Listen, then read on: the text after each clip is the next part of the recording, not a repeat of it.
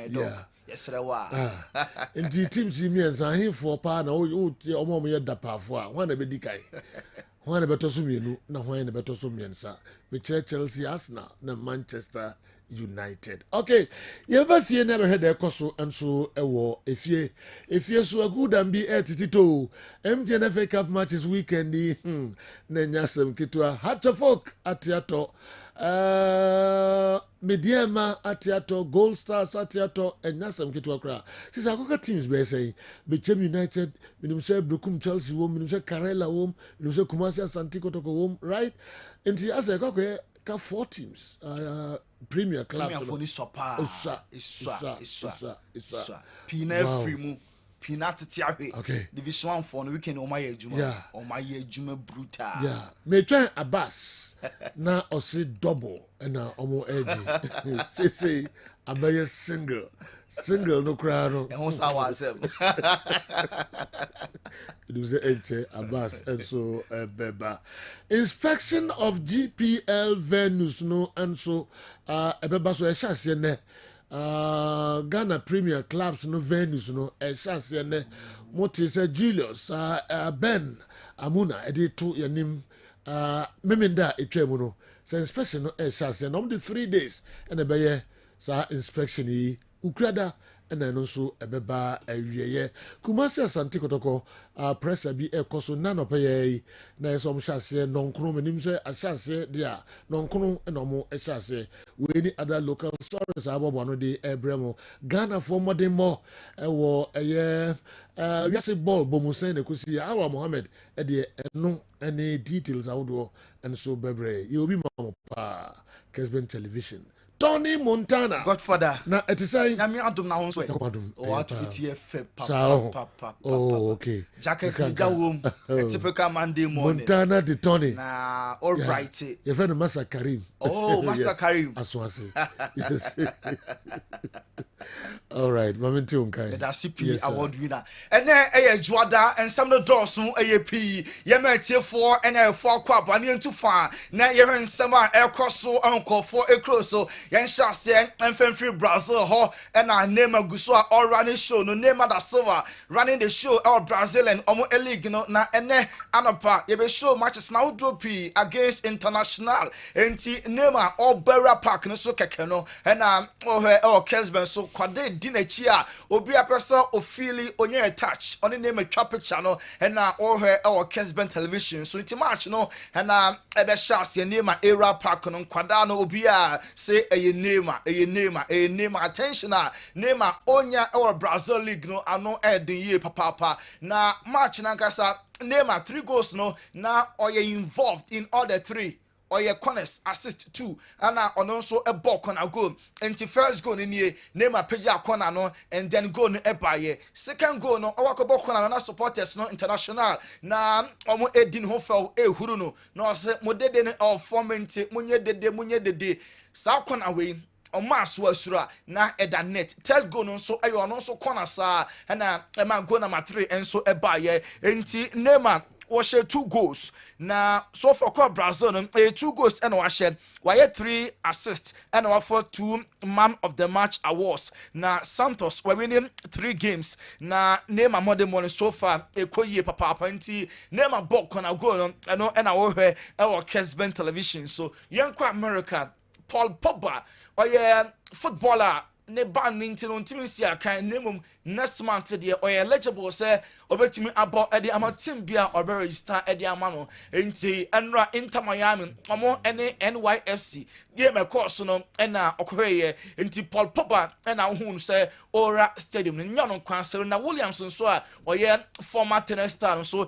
ekohwe the same game na match ni mun sansam na enye easy cry Inter Miami omo enya red card 23rd minute now pay and Inter Miami omo enya red card nti be Inter Miami omo a red card na omo enya ye nti majority of the minutes no of the game ni na no 10 against 11 and na Inter Miami omo enso edi ewieye na sa red card no na Messi enye happy cry nti red card ni Messi did pass omo a defender Thomas Avilis of our bono, DNT and a referee echo show in the red card. On one so Thomas na enya first goal Emma Inter Miami tia poor match no na Messi on your happy crown and the bull every year papa it's time Messi right after the game na all your complaints or call referee no say oh referee oh you coward pa ain't Messi any center referee no and on phone so I'm here on our Kessben television so ain't Messi and a catcher referee say you are a coward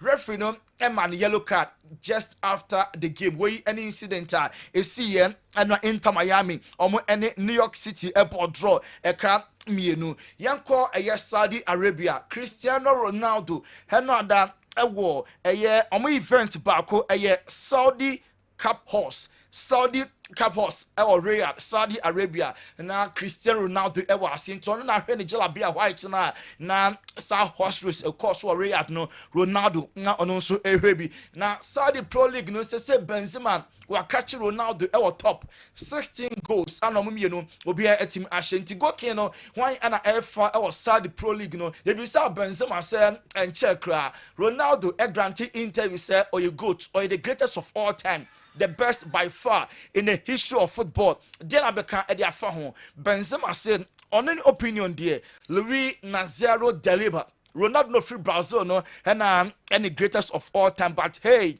Ronaldo dear, Jobekan Biano, Ujidi pass right because you come one of the best to grace the football field now 0 and so one, but comparison there also be any own story into no Benzema obeko for Brazilian no Luis Nazaro de Lima so ono any the best player of all time. Yanko a Spain have a tabas a La Liga or a president or say Real Madrid or Macquarie said a crying club incident biako na anko in their favor. Mumbo match na say omenya results na no start esu say Real Madrid is a crying club we and in sama Javier Tebas, La Liga president no odo enso ede etudwa na enoda Luka Modric go no share against Girona no fair bia et trend pa when age almost a year 39 to 40 na baby ogina pa monwe outside the 18-yard box then the chest control ball no suma ball no na edatenemu ye bisa Modric say after the game Diana overcandia for go we home and I say are you grateful for the love Real Madrid fans and the entire team will be and show Eddie Amanu Carlo Ancelotti say Luka Modric no the contract no I say ayana akwakoye 1+1 every year bia na omo renew na Luka Modric oye so special elunti je so no na ebe decide the time obefiri Madrid obia ne ho a obetimi apamo Luka Modric every Madrid just on akase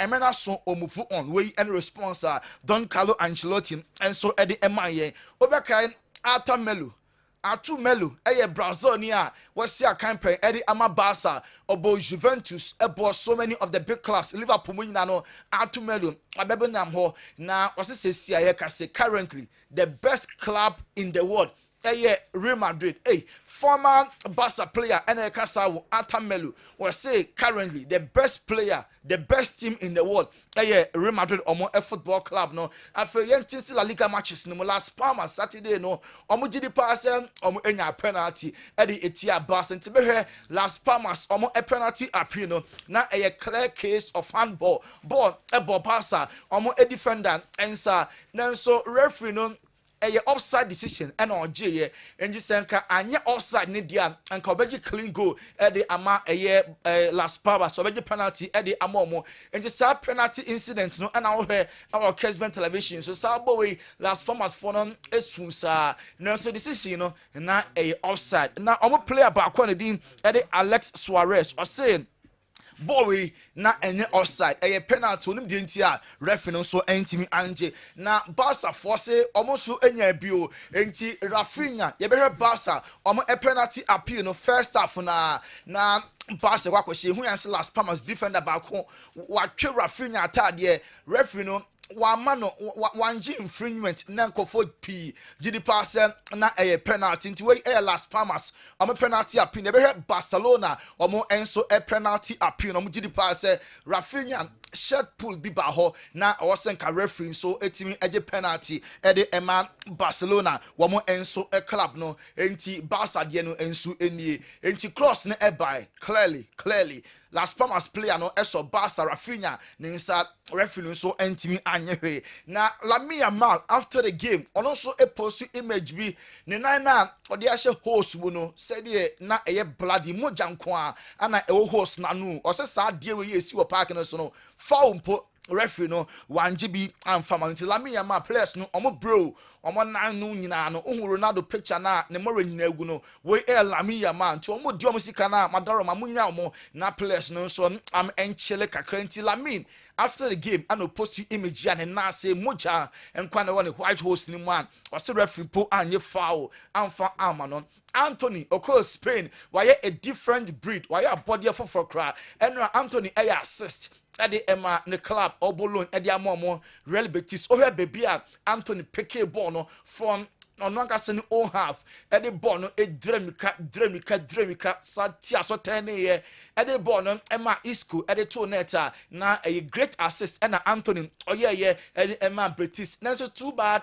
game no ekọ na wie no okodi red card na entiase bia nim mo lead 2-1 referee at the additional minutes after so bono ewo opponents na half you and say Anthony akọ slide akọ to double bi we unnecessary tackle referee to the bottom man straight red card na odema Anthony next game obeme say Madrid any Betis Anthony wanting NCA kind be emfa entia Real Madrid omo football club no Javi former coach Emma Barcelona say okọ break akra na yate say next summer Javi obefa club na film wasan so agina touchline na wa coach into former Barca coach no Javi summer there obepeki a new club na wa so betimi do omo and so I wonder sir yanko the Premier League Everton supporters no any players no any happy crowd Saturday omo enema United match omo di pass omo nya penalty referee no eje penalty no ma Everton then so Van prompting say onye a second look and a referee say na adene say ono na je penalty no penalty no hodi bim na nkofo p kasa Darren Bench say ball we ohun de ntia Van over tennis decision clearly a penalty Ro Ferdinand ekasai ye beti nsema Rio edituja or former Man United player or say onen a former a Bobokwa Everton player and so Esia campaign where there na a complete dive Ashley Young or the big can home mo be nsema Ro Ferdinand edituja say ball we on any day and your penalty. Nobody says anything. Yeah, that's what I think. I think if the referee the referee did give it. So if he in sticks that with the case, decision, I think he should have stuck with that. It didn't need to go to the VAR. Did it meet that high threshold that they want for a clear and obvious error? That's the point. This is what the Premier League Match Centre have said. They've said VAR checked the referee's call of penalty to Everton for a challenge by Maguire on Young and deemed that no foul had been committed, and they recommended an on-field review. The referee overturned the original decision and play restarted with an indirect free kick. So VAR looked at it, deemed there was no foul. Yeah, I agree with Duncan. I just don't think either way the decision was made. I don't think I've opinion. More and more I've seen it, the more I look at it and go, Ashley. We Ro Ferdinand. Yebusa Bruno Fernandes, Man United, I'm a captain now. From 2 goals down, on the first equalizer, or no consolation, and Sana later on Betikano. Harry Maguire, yes, infringement now referee no, a later, or Sana no. Bruno Fernandes, to say referee no, good decision to take here, Bowie, now a penalty. Bruno Ekasai. In the first half, I think we didn't have enough movement. We were too static, and it was difficult to create something. Stick to the plan. That's what the manager was very upset with us, to try to stick with the plan that we had during the season, to make it work. Even if the things were not going well, we have to stick to what our ideas are, and that's what we did in the second half with much more freedom, much more movement. But as I said, we are 2-0 down. We have nothing to lose. So you Wey start Bruno to- Fernandes, Man United, omo a captain, and now what's in Kano. Now David Moyes, coach, Emma the toughest of Everton, also referee no. This is not take care, not the best. Only the entire Van de Casson Sanajune. David Moyes, coach no Ekasai. I thought the on-field decision looked the correct decision. I'm a bit surprised he was asked to go to VAR because I thought that it looked difficult to maybe change your mind on that. But I think when they go to VAR, you very, very rarely get them to change their. It's as if that they think that the on-pitch. David Moyes say on-field decision. The referee initially na the best. No, one pass. After seven prompting or by or say ball no any penalty, ball we na a penalty. Also, I will a clear.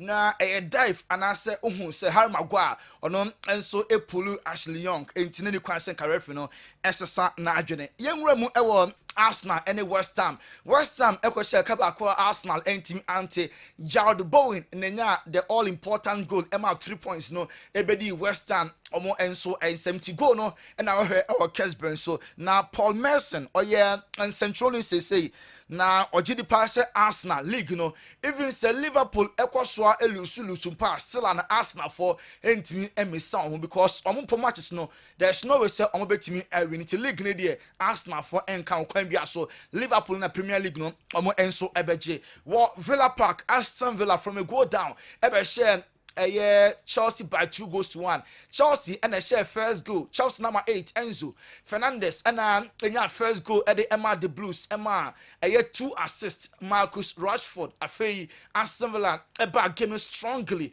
Ebenya ISR 3 points no ewo game and no Enzo 18 equal so Marco Asensio na a share 2 goals no at the Emma Aston Villa wo game and also 18 eba so na Chelsea omo SS consecutive away games no omo nya win omo elusu 4 a draw 2 enti Chelsea and Aston Villa match no ho asem na yede etija na right after the game Enzo Maresca Chelsea omo manager say very disappointed because in Kugwe na yapa toughest defeat of the season, and the reason why is because the reaction from Brighton has been brilliant, the performance has been very good, and unfortunately in this moment it's not enough. So this is the reason why it's a tough one. I think we didn't deserve to lose the game, to be honest. But in this league you have to be clinical. The difference most of the time is inside the box. Unfortunately, with 1-0 up, we had some chances we didn't score. With 1-1, we have some chances and we didn't score. And then at the end, anything can happen. And as I said, unfortunately, we lost the game. Way Chelsea manager Enzo Maresca or see the toughest defeater omenya pa anyway. Omo nsam fatahe ball at Chelsea boy any chances omo create ya omo antiki na sad defeat way very very tough at the Chelsea omo a football club no. William Gala and our commenting for Chelsea goalkeeper Robert Sanchez says Sanchez onye bad goalkeeper. The quality ne was strong nenso not for a club like Chelsea. But I could that go actually at the any other club. No Chelsea pressure now a wood team no so no at some point now goalkeeper Robert Sanchez no who so Chelsea a club no Gary Neville said the top 4 na freeway and such a p ebeba who you Liverpool or show class was so now team you to say Nottingham Forest, Newcastle, Chelsea, Aston Villa, and after Man City, almost try say almost enter the top 4. There, a surprising class, which is Nottingham Forest, and Aston Villa said, "I'm make it into the top 4." Now, Yanko and game a course so award. It's hard. Liverpool etwa Man City. Eko shamo kame noa City omo entimi ante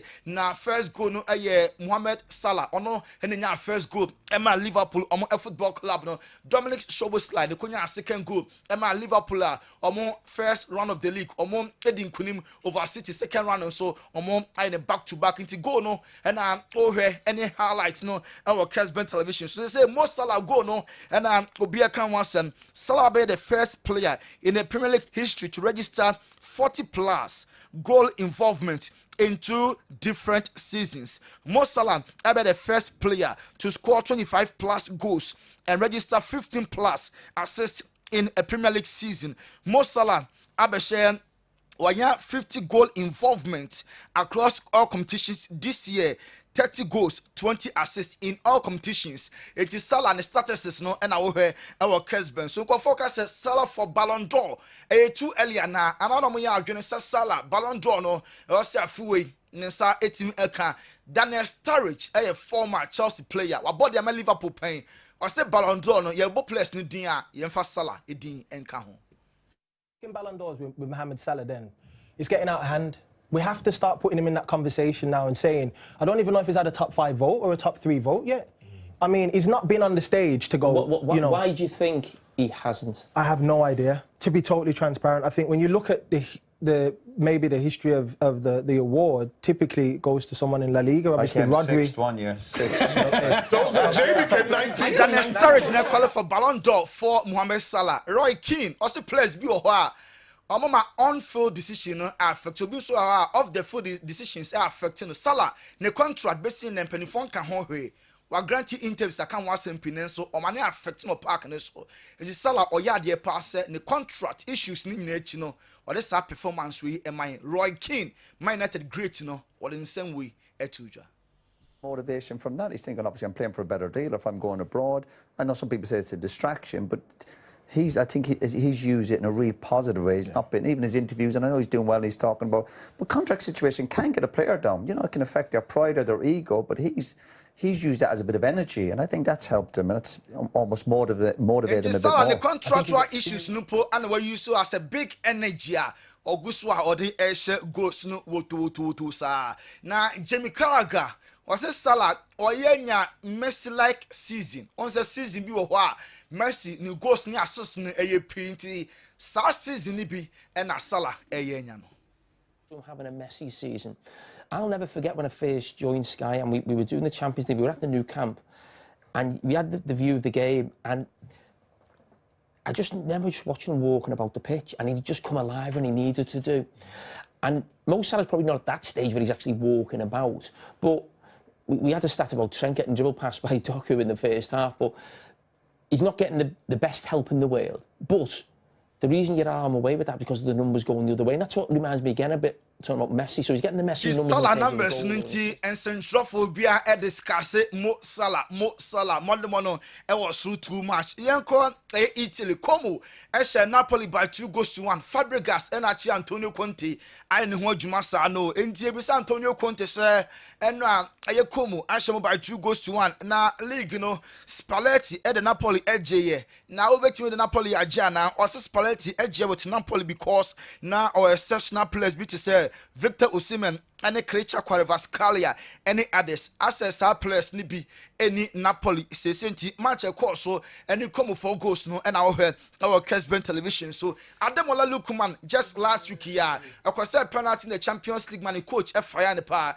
Gian Piero Gasperini and no other and ball match Atlanta share 5 Ademola Lookman or share 2 of the 5 goals into Oshim the creators senesa na when say Ademola Lookman right after the game be say on the coach no how far on say they be beer over on the coach no problem beer and so any hobby 17 goals 7 assists in 29 games this season and Ademola Lookman reigning African football of the year and so at the amount in goals no and our Kessben television so Real Madrid spending close to 10 million euros now on my soundproof was Santiago Bernabeu on my event a year music and young events for more running company pass Madrid did too much I didn't think or more ebe soundproof or Bernabeu said ebe ya o ye event you said in what did no and so encore abontin David Thompson and Centroni and now also where Liverpool any City match no e mo ye din for City no na omo di Ike Gundogan eba also hu Gundogan na pe and I say adan retired players born na omo bana because Ike Gundogan there why emre dey nti na wode no enso eba sa game Ansu Fati and Andres Christensen so betimi every Barca at the end of the season God for other Roma and Kofo Cruz nsem no Montana de Tony Aburudo Okay Montana de Tony yemfansi ha na ye dwada kakra na fiabelefo emetrase enhwe stories emu kakra emu hona no na edidwa kakra enso e de efra Balm of Gilead Panimpa Dr. Edmond Arthur and Chobetrasi Nafi Odinsema Kobiano a free Balm of Gilead. And so they are Brian. I'm so disappointed in the performance of Arsenal players. Koja Sempa Furniture Works Kumasi Omona Ediway Edinkai Abraham. I think Pep Guardiola has lost interest in football after his wife divorced him. Ateta, no wonder Arsenal is a Netflix team. All right, why a day message and so Abraham. I just want to say I really like your sports crew. There was a KB message or the Abraham opinion. Dr. Edmund Arthur, Doc, what is saying? Say yo, but you me adumo me hoye. Then you go pass. Oh, medasi. Everything is so nice. Okay, yeah, that's it. Yes. Now, if you are making us obey, you watch you move 10. Now we were.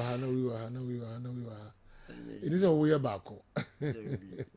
What it is now? I do not know. A day. Obey now calls. They will just say a day. I do be Adam Sumo Kakra. Bawben day. Unfuswa. So you know. Then are the brand of pay. Yo, me that's so do. So busuano bia ho ye de. Me adom bia ho ye. Me adom ne monso madaroma. Ya opportunity abaha. Nti ya damasi. Anopay de this week ye hwe obesity and health related challenges are obesity edeba. Kese amroso. Ye hwe nsunsuanso a se koba se wa ye kese abroso a. Hawa hodo a etimi kofa so edeba. Nyame adom this week these are the area me pese ye defa. Okay. Na me pese me kasa yem na na me pese bibia no me the evidence eto ho. So we call the Daily Guide Network. That was January 19, 2024. Okay. January 19, 2024. Almost 50% women overweight, obese. In terms of demographic and health survey, Ghana Statistical Service, that was 19th January 2024. My work Ghana no about 50%. Ye chemu you know. Yeah. You move say a fan. Ma omo obese. Obese for. You check mamu you know. Check mamu you know. Between the ages of 20 years to 49, and on a range or fire or dear or survey, no. Okay. But nipe biansu uninia per fakotena any other factors. It means of fat level equal because union no only peduano honam ne twentwom into gain more fat. That is why I'm paying for no moment of cholesterol. Na yakasi obese DNA classified as obesity. But before that, me person me the regional statistics kakra etonchen. Na yaba obesity no eso ne ahwe omo pe omo lifestyle exercise kakra omo eye no nso na omo nidie no omo person omo lose weight no. Is it applicable so me call gym me call walk anopebia bet me didia me ndidi sa is it applicable say no way the exercise and nko no ebituma ma so atia na say yo so we statistics na me dey to ho na Greater Accra region per the survey na omoye no omo recorded 61.3% between the ages of 20 to 49 years no. Ashanti region recorded 59.4, Central region 56.4, Eastern region 55.8, Western region 53.1, Volta 50.9, North Western North 50.1, and Abono 51. Yamongra esroho na yenhwade. I think say in the course of the week and because of a near maybe a match and call for betima say dientia ye hwe on the records of a serum for na omo records no ewo form. Ye ba Ahafo regional omo recorded 48.9, Bono East recorded 39, Oti 32, Savannah recorded 29.9, Upper East 28.2, Northern Region 27.1, Upper West 26.0, and North East recorded 18.3. Yakas will be a obesity, and as will be is classified as obese. Any pediano me way as you do away. You feel your pay, me bra opinion no. Now, your 10 so your pay or your bema 10 gram or come out, mention me at Tiandon committee. The fact say do to ya or your stout and inches say or you obese because all height. And your castle be obese, your phone fee, near phone mudru, near fat. You can't say or 10. Na ya be a friend body mass index. I know your standard or follow within in terms of say a bit define on say I to say meter a daho. Say your phone fee near phone do near foul 10 na ye the woman fee no a 20 as a constant near phone mudru no. Na ye foul 10 the pool a train you can't say umudru no ne kobase. Oh, dear, no, 30 air qua, you classify as will obey. That is 30 kilogram per meter square. Now, what the end between 24.5 to 29, you because we overweight. And I say we below 18.5 kilogram per meter square, so you because we underweight. So we underweight and more hands swat. On the side effect when your castle will be obese. Send your menu in terms of the rule no and answer meter no de iron no and you'll be a nesra dear one a dawson. Sradia Winnipediano a dawson. A bassa you put through into a higher risk say umubi do abroso. Now Winnipediana a nompe sradia insio anahonam when I have 4 major components are a 4 Winnipediano. Your 4 baby to say unumpa a constant. Unyini na udu baby a unompe ebi meka ho esonson te. Eso beti a na it means say a health condition bi na unya as a result of age and say maintenance culture won put in place.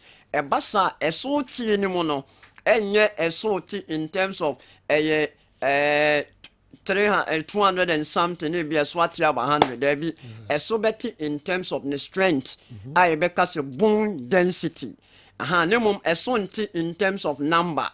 Esobeti in terms of quality, not quantity.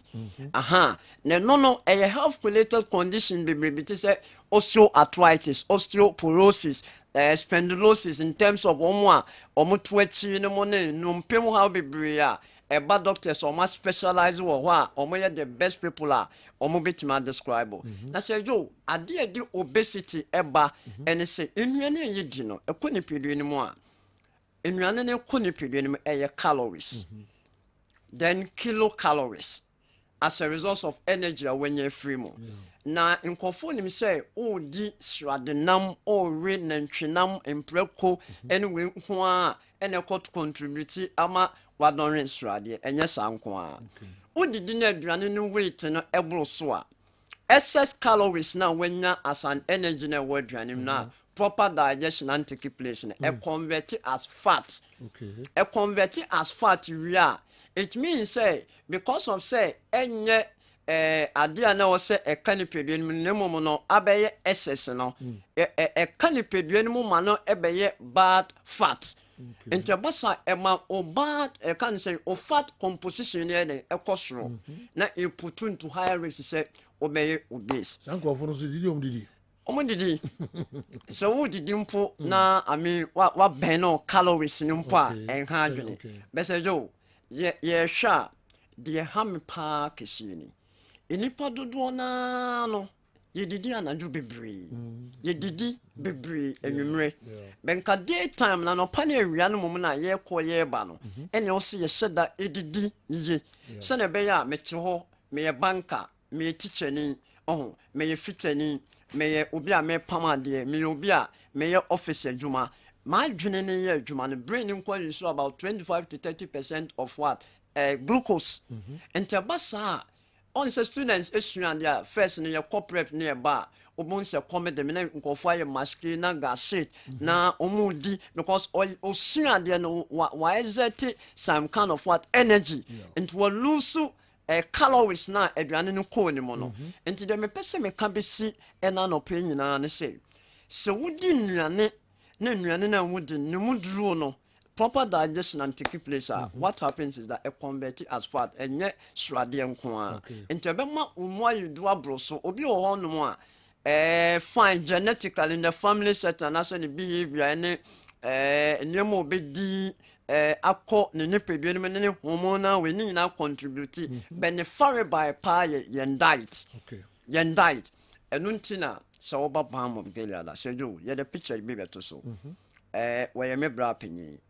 In fact what happened was that one said I'm a hospital otobio gin vinegar and I'm a man diet plan to so and you remain di yemfa before ne say you mpacho here before what they me brapping oba if you here pa or say me why you register baby you know na you or no be original diet related protocols are made in tools say to so many dianajo you say he catching or bampacho yemfa na in picture and to so of far or dimension so ready waba obey yafa yes ready why for and until person first up when you reason near say see obesity and health related challenges so when you do baby it mean when diabetes type 2 diabetes it mean when high blood pressure hypertension it mean when some type of cancers it mean when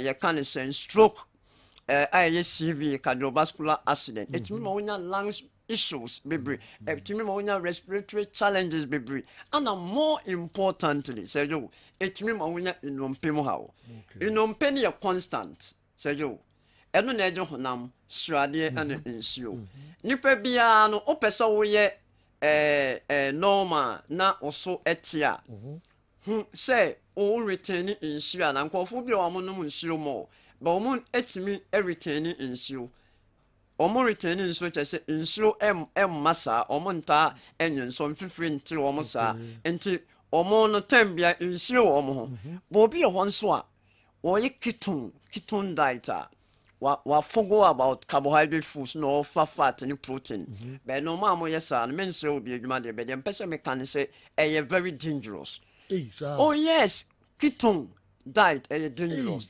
utiminya ebenya condition meet is a ketoacidosis whereby unkoye urine area no be say one na what build a lot of you can say ketones urine and it affect the kidney and untini pebia no nyame no waye ni pebia yen source of energy carbohydrate and to person so tia o carbohydrate intake na wo fan within the day no what so no one say oh me won honam dia me protein level me fire saying ma menti me protein content so oh fine me no nsio de ben nsio ya me no me don so mo ana say me retain nsio no ene ma menti nsio ento otimi yesa de now the physiotherapy e kan ho a also beti but where hu sa na ma na obey exercise but you not get results ebi mu bebre kwagem ye we be still anu bon say di ogina no ogina but the moment obehu wan kasa ho as an individual na ye design a proper dietary protocol in terms of what duma oye time o spend etnasi time o sorry o balance no ene you can say activities within the day no why hu sa na mani nyina one here obey exercise I am far nti pese ye fasa for you ye kito ibi o se jo enye na me wo wiase bi obere no kwepa se jo enye yes ono so tie program pa me ye so tie no kwepa ne say no kwepa ne say the source of cells and nkwamo na we ni pedue ne mo no carbohydrate nti pese so tie to carbohydrate ni mom so na ma onam no on say obi ha o more muscle fine obi ha oni more muscle so but bia na we ye tia to say me but onkoye liver function test na ne albumin ana ne protein was so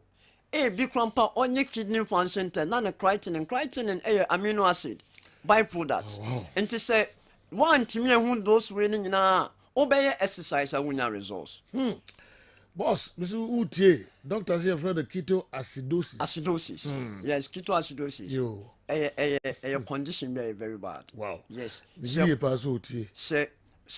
we are say forgo about carbohydrate foods at all and yet Okay. Se so kakra na ma protein nya kakra bi na invest more energy by doing exercise activities. Basa you'll be able to burn the excess calories. Na amount body mass index no a stabilize bibia e fine. Yes, or risk of getting diabetes the other way. Anything say obi an you be ogene bi. Ha mo you be ogene bi moto bi na mo frɛ ne a ye be kyerɛ mo ne mo so mo ye se o se ma ba clinic nso a ye do be two protocols or se offer so se ma capsules bi a eno nso be serve as an external supporter. You be put into ni na bibia I fine. Na mo akọ blend ne ma no mo a one here now ba benya issues with kidney. And to be no e bi asida house ho a moba asida house Mr. Martin Dr. Blibli omo be ma mo nsa etimi akami ana mokọ Accra nso asida towers ebi ewo ho takra de my sister NSJ but we dey 1 minute odi ni birthday sister Millie or takra de pia do bi si me and my sister pa Odin baby, ni golden jubilee birthday. Now coupon insure. Or say your name mean distributor. Oh, takra dem patron. Nami insure no nya nekese. And to mo frey numbers na.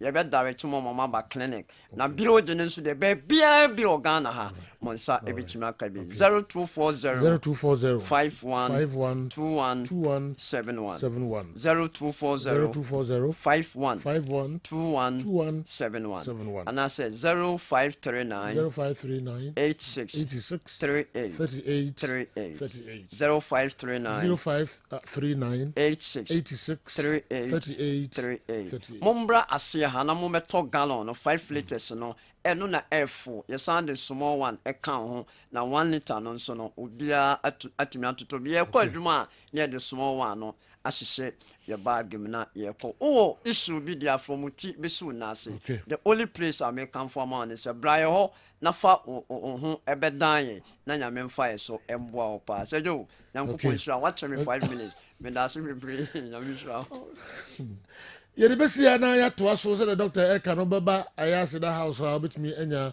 vinegar ni bi atoka ho na bra doc, I have liver issues. Can I still use the vinegar? Yeah. Okay. Onyusu. And your food product. Okay. And two liver issue. Our hospital, Dr. Modro. You should not forget the insurance. And therefore, trust in na share stories. Emu and so kakra Kessben television Kessben 3.3. Nafi Kessben 2.9. Non do ball pepe and Kessben TV Plus. Almost ebeka ho. Enti bebia wobiano unsa ekanyen. Yenhwe stories mu enra matches ekoso ewo Europe Napoli elusuye Man City elusuye Arsenal elusuye Chelsea elusuye Manchester United and so elusuye na fi yaba omemu abehwe de course bebre and so ewo Ghana yebesha se de free games ekoso ewo Europe Andy but also here okay. When I found a pay. That's it. When fashion go.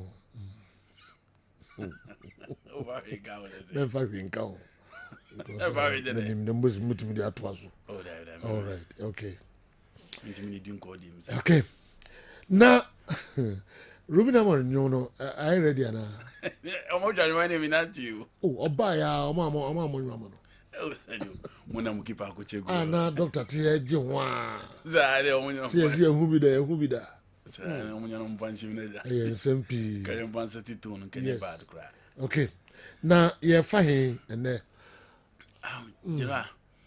Chelsea has spent over £1 billion by omuni goalkeeper papa omuni central defender papa omuni striker papa because papa I'm not saying they don't have but the elite level, the standard of Chelsea in all these departments in the previous years, Chelsea had take. So Peter Cech, Obinya Courtois, Mendy wasn't bad. But after Courtois, you spent over £160 million. Goalkeepers still I'm a reliable goalkeeper. Yeah. After JT Carvalho to the level of David Luiz Rudiger, still. Chelsea Timina an elite centre back. I'll be that fresh air, that assurance and stability. Now who ko anim ho dia Christopher Nkuku adwuma no we na no also I'm torn the free Chelsea Boboku. Not doing an cast free team him because upon all the issues I really see a man a chance Bobby and Manchester United the so we and they came back in the second from 2 goals down. All by 2-2. Also,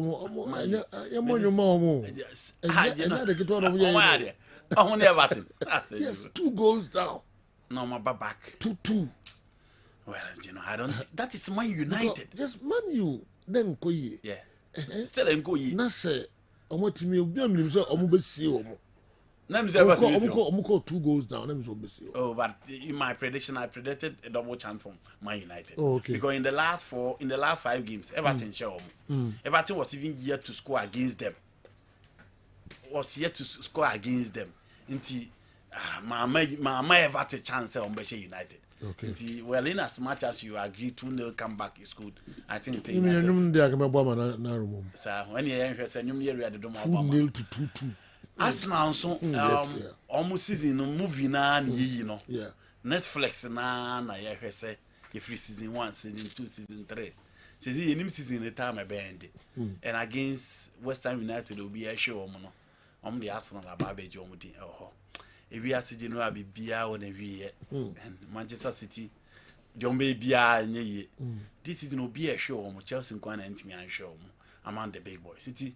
That is it for the Premier League. Barcelona say before so about Barcelona the Premier League yeah say Liverpool and one no among form top 4 no go shame na fe among relegation so yen na do bo win the area because obi any omachi. Okay. Obi any omachi. Inti omaji. Obi any omachi. Obi antesu omo. Arsenal dey do achi dia so obi any wachi. Say Arsenal, you know I've said this for the last I've said it for the last 3 seasons. It is not about showing respect. It is about stating the facts. Disrespectful. So because Arsenal do achi obi any. You know this is a team that goes ahead 8 points, come back and bottle it. This is a team that move 5 points, come back and bottle it. And team will be on the Liverpool. I am Yamanko, you be Arsenal, you are catching up. Only West Ham United that Obia show Grand Porter by Untiminary. On Masaba show home, extending to 10 points. The Arsenal by that home. It's a movie on over here, can't maybe see. It is a Obia no much. If it is Manchester City, if it is the old United, if it is probably the old Chelsea, then you will still give those teams the chance. But this is the team the last time they won the Premier League way back in 2004. 21 years down the line. They've not shown pedigree, they've not shown character, they don't show personality. And Omonche is only competitive enough to compete with Liverpool. It will be a new Omachi. 11 points. Yeah, 11 points. Okay, not 10 points. 11. You see, the 11. The interesting thing, General, is that the last time team be taking lead 11 points, no be betche neje and Arsenal na yes adiano. As far back as 1997-98, obviously it was the Arsenal of then. None. Around March, now United lead the Arsenal by 11 points. Arsenal fought back and then took over from United. A been CBM, and clearly that Arsenal team now, yes adiano, and yenuni. Only and the Bayer drink. And even that Man United team, no team, even though no muli the bani momre, because around that time, that Man United I losing 5 games as at second match now, no muli the 11 points mas na bisa omono. But Liverpool team is currently almost not playable in the Premier League. The entire season, apart from Nottingham Forest, one no. Obi Antomin Sheomu. Into one, Liverpool is in top form. Arsenal area. Into 11 points gap. Yes, Arsenal, Liverpool about 27 games, Arsenal about 26. But let's even assume they win the outstanding game. It brings the difference to 8. It's not easy. Until Meno Beya Drain say and weekend and I the champion for the Premier League. Because all the 3 teams they deliver Liverpool achieve Bia Combechi Omno.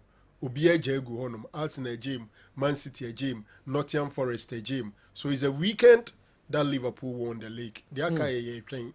And now uti omo fans na no more tonyum zo maji league no. And it's a lot to say the fans betuma tonyum bi omo pebia. But they unim say Premier League ni any other league anko maji, but Premier League ni de or GDC omo nye. But I think he's only been careful a league won for Liverpool already, General. Okay. All right. Yanko La Liga no mu kakrai na. With you. Yeah. No, it was a No weekend. matches, no. Yeah. It was a weekend. Points number, so clearly, this is the first time in many years. I see teams almost did that. Say, "Crano, who say almost chess or more and Barcelona against Las Palmas. Okay, and that game here very, very difficult. And you one because when you chance to share Las Palmas, the start of the season, only your team and only stubborn against the big teams and against Madrid will be actually will be anywhere. So Barcelona struggled throughout, and Omu make sure say guys, and gradually the team is now Spanish La Liga and you say no. Team no so person or Barcelona. No team no Omu bopa stop Lamine Yamal and stop Rafinha. So because all stop Oma, the suppliers are Beko Lewandowski so no ekoyeka krebi, and the moment you do that no, you are good to go, and that was exactly the same planner. Team your friend Las Palmas at the room until you game now. Oh, say Barcelona break ya until coach your friend Hansi Flick did Daniel Olmo buy, and Daniel Olmo buy, and so why Daniel Olmo? The profile is a bit different from Rafinha and Lama. So Daniel Olmo is one player okra ball and a ding onimuche onimshuti or bobo flex until buy no, it was so difficult for Las Palmas backline to handle him, and exactly. You know, on your first goal for Barcelona. Now, she can't force your first goal. Now, she be or the ball, too. A child, the quality, so you fit. That's a game, no more. A dia or de mano. Mementia said that why Hansi Flick decided to bench him, play those young guys from La Masia ahead of him. Because ball now, Bono. The ball, you want you be chair. Gavin, Femi Lopez, and a babyano. Yana in this situation, no air worrisome. But you know, he is a quality player, and anytime on Beba game, who saw only be making amends for 18 a friend of Barcelona.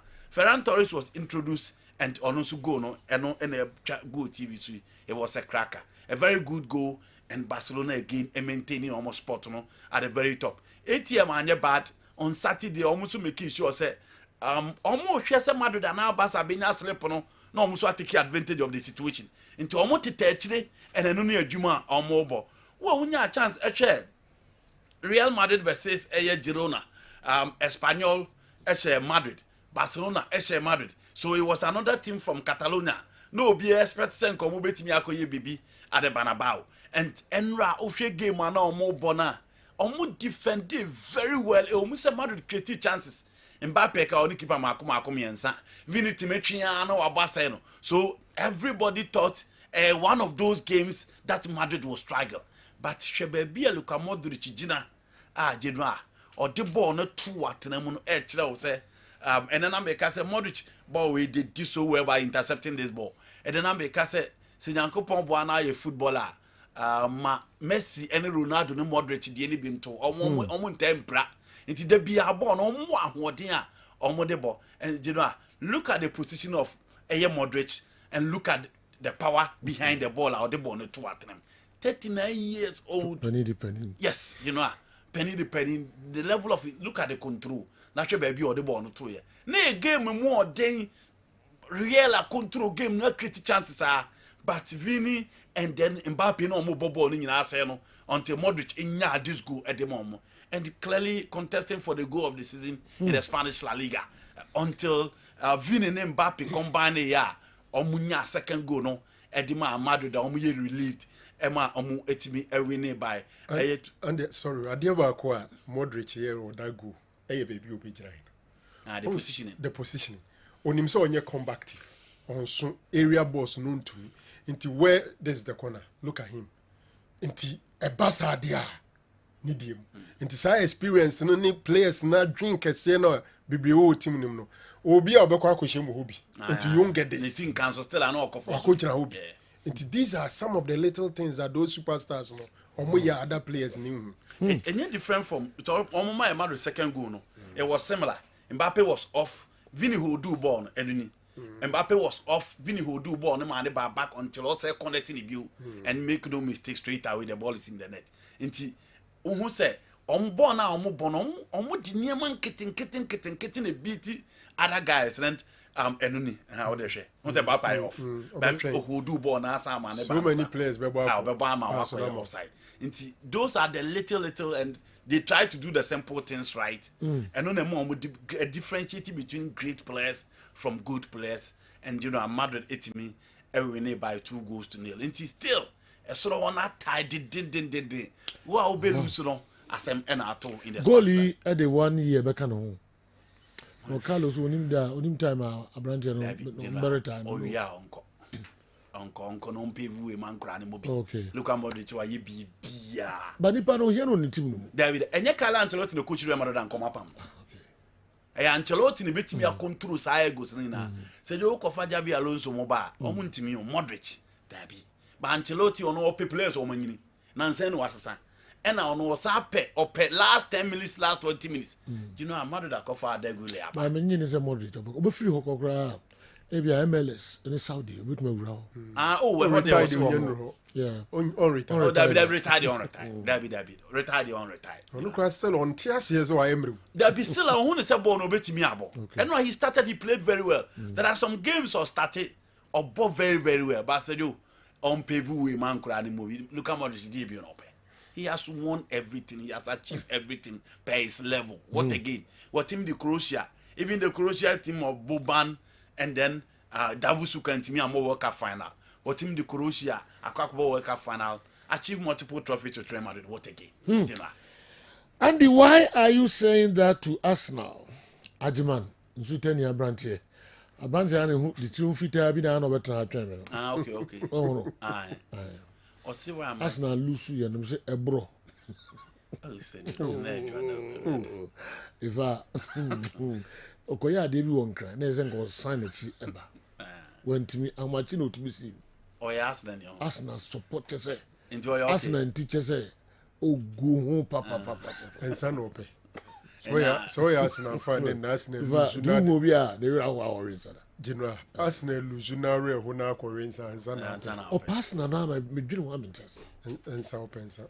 There be Arsenal team, no. Sir. Yes. Now do will be an or the Arian Sasa. Oh, when they mean for real, but Arsenal didn't care when you lose and shed down. Anyway, be against West Ham. This is a London derby, and indeed, it's a London derby, and it's one game they felt that West Ham is not playing well, so they could win. But Arsenal, from day one, everybody is saying that January I want to find a centre forward, no, and then the PFA said they were in for the West. Until the year 2 I'm sure they are there. You'll be unfortunately for them, and Gabriel Jesus, Kai Havertz, and just were pray for him. Clearly, last season a free zone muja edinketiama and coin. Can you expect to say they should add to it? What about season no? And Nimu who goes now nyensha. The Oma was second striker be a bad day or bebano. What Janu Kaiwan's uncle for be a mesho. January was clear. Minero or the Minero. Gabriel Minero. And Ra, want to me, obey a beer, but don't to me. Omo shots in Abiao, but the act of scoring now be a problem, there are more. Omaji League in the Muntam. No credit say we are Arsenal fan, not Chelsea fan. Not Chelsea lose to see and I could trebia and San Alpe. Chelsea now more could trebia. Okay. You go Chelsea on Monday morning. What's the team that said? West Ham. Because I knew the only by John 3 points. You know, Juma Oyen is what you call Bull one cry. Oyen Juma Dada. And San Alpe. No, the foul should be. That's very more. My office today. Yeah, when you for instance, I'm more.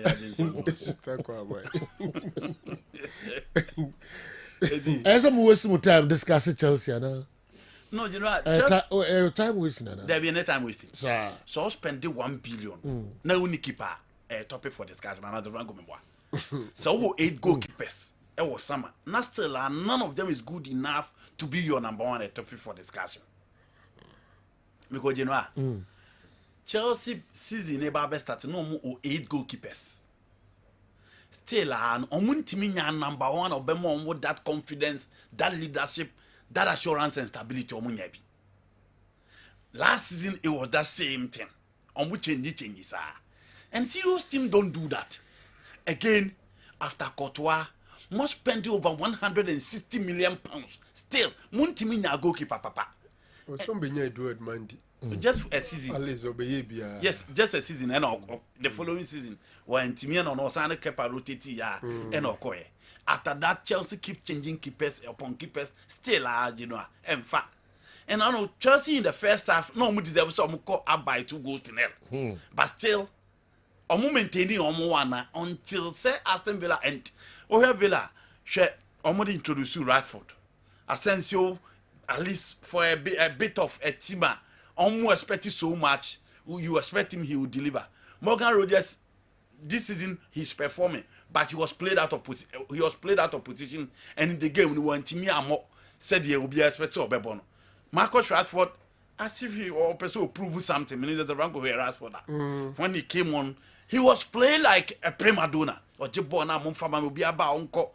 He played with so much confidence and almost said he wanted to make a statement our game on him and exactly at the end you know etimi 81 the defensive woes of Chelsea unchanged it remain unchanged. I don't think the full backs a problem no Coquillera Malo Gusto James Ebo Midfield he was okay but the center back pair acquiring them goalkeeper acquiring them and again Nkuku Kopama and then Pedro Neto Nkuku yakama ye compare men Nkuku sa Franco once told me he's overhyped. I perfectly agree. He belonged to the French connected guys. Now, almost in the almost far little. One father started a boy. What the next started a boy. Now, me say, Kopama man pass me. Now, me so obedi boy. Na chibo ni twa mu na ma na akoto eno ano. The pass is crap. He was playing as there was nothing at stake.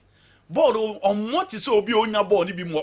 Na ye man a chance am na people be. He doesn't belong to that group and I feel that you know, Omunyano man. January transfer. Yes. Omunyano uncle offer something different beyond so baby. You know, I think that also Chelsea Jabaneko. But in all, I think the goalkeeper disappointed a lot of the Chelsea fans because goalkeepers see mistakes. Makasa striker betting a corner keeper and 10. Or everybody can say no. But goalkeeper could mistake back up pet. You know, can be. Chelsea deserve better. Per the amount of money they spent in the market, and I don't think said the homo per and Jorgensen at the moment. It was a difficult tie, and Enzo Maresca once again. I think Chelsea should be looking elsewhere and probably replace him if he failed to be in the top 4. The Jorgensen they say Sanchez be sabe for the still your coach. And until William Gala must Robert Sanchez on your bad. You know, almost reduce Chelsea to a lower club because Chelsea is known for established international goalkeepers. Yeah. On a level on the wall. Peter Cech, Courtois, at least Kepa Mukrasa now we Spain number 1. Until you need that established guys within the team or mobile mount. Sa level now team we say at least there's someone imposed, there's someone at the heart of defense. Yeah. But Chelsea lacking in until Nkuku failed. Neto played very, very well, and Kopama and Sujinwa. Minimum what is wrong with him. The poor no so Depo. Kupama enim no such chance in go mu. But I was can Chelsea win the game. Yeah. Sabon on Cowboy and Chelsea win the game but who do on or Dan and you know Jadon Sancho there bomb koko. Na Chelsea fans 90 for bibia. O chance so that Dan ho kakra ma ehun se oboye adwuma o. No sir that one there say Jadon Sancho and then João Felix no motie. So omo ba na team ni ko yi ade no omo ye nema. But one team no chance say confirm now expect say omo be revive team na omo bi na no so ba bone oba bone no be ka say hwemfa ne ho. I think that Chelsea you know also almost Chelsea beaucoup players for the next transfer window and mature players and this idea it will be very tough for them. All right, Dr. Franco now. General say Kakrabi Mabubosu bia the talking points over the weekend Man United versus Everton, especially the penalty appeal. Okay. And on the talking point be first of all, the center referee was still for penalty. And a VR for the man a chance Omran Samishibi. Ono akoheno who said no, born in your penalty. But the discussion is still ongoing. Clearly, say Ombema in video now. Ashley Young and Era Matthias Delete and Magua emu. Now say Delete any D kind esonimu. Then Magua and Susonimu and auto form. But if you watch it carefully, you could see there and yet sono muson mubiana than a two form. For me, you see clear case of diving. And I want to agree with the referee and say, "Oh, this allow go." No, even though the talking people are saying, "Say yes, there was still a pull on his shirt." Clearly, there was a pull, but Osha Ashley Ongankasano, noted for diving. And no, so you'll be up diving. Meka as far back as 2012 when Alex Ferguson was warning him, so only diving in the game. And referees and fans, some of them steady some players. And Tiana had the announcers who were trim. And to only the chance we always any or tone and 9 quite really this pool and I didn't yes I didn't before they know the other talking point. General Man City recovery by thing papa. Which a game normally Liverpool boy na. Team no. Chess a midfield no Ira. Defense in sushi. I can't anymore. Anymore on the Obama life. Ellen Haaland. And also unfortunately, we're prayer. It looks like we be any team. Yedi Kankaze. A Kamia Queso midfielders na AG Abum. Kevin De Bruyne, Ike Gundogan, Bernardo Silva, and all that. And a new boys so Mubano, recall Luis Munia, the soon to me, and Yedman Sanya open. The defenders are also not pulling their weight. So, Mijidi say, their suffering will not only be this season. How a Pep, Ebert turning Nema around next season will be another thing. Already he spent a lot in January, but trust Pep in summer or better spend him. But how many of these big boys and obey Major Mukwaya boom? It looks like Kevin De Bruyne. The obey their Man City beyond we do series of injuries near day has slowed it down so quick. Bernardo Silva Jeremu Shia won't shed them. Ike Gundogan. Why the case of Mudi Gundogan but no besides retired footballers. I can't say no more banner. Where the Gundogans are the bars. So General City would have to struggle. As we speak, Team Nawaji the last 4 league seasons, the defending champion, Liverpool are team with 20 points. Yeah. 20 points with some 11 games to go. The decline is so sharp. And no more. I think Las Palmas call a normal case Umunya penalty, and I agree with them. Barcelona defender and a blockade ball. But this season, Barca on several occasions getting into the lucky side of officiating. After VAR, you know.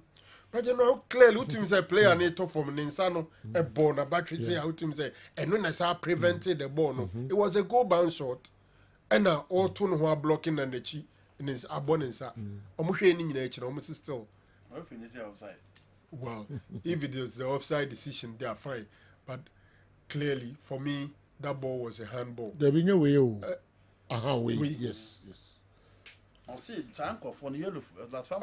Yeah, I'm going to offside before Sabo neighbor. Okay. I think this is where they said offside. General, but I think it is what it is. Barca has been, because around all this time, now it looks like he wasn't offside. The control ball, a ball on the elbow, and also not the hand inside of the control ball. It's a ball on the control. Yes, so as in the control. Yes. But Nachi. Sir. All right. It means my angle, maybe you are. What they have one there. Omukomachi, because I don't know Kobai. Oh, Nechi. Kobai answer. It's like a Bassa place in the crowd. We have a pigeon. And a chicken and a boy. On the Yamuso. Sir. Yeah. Barcelona place. Yes. Almost pigeon for offside. Oh, okay. Oh. They're on. We know. The OJ born to feminine. Yes, we.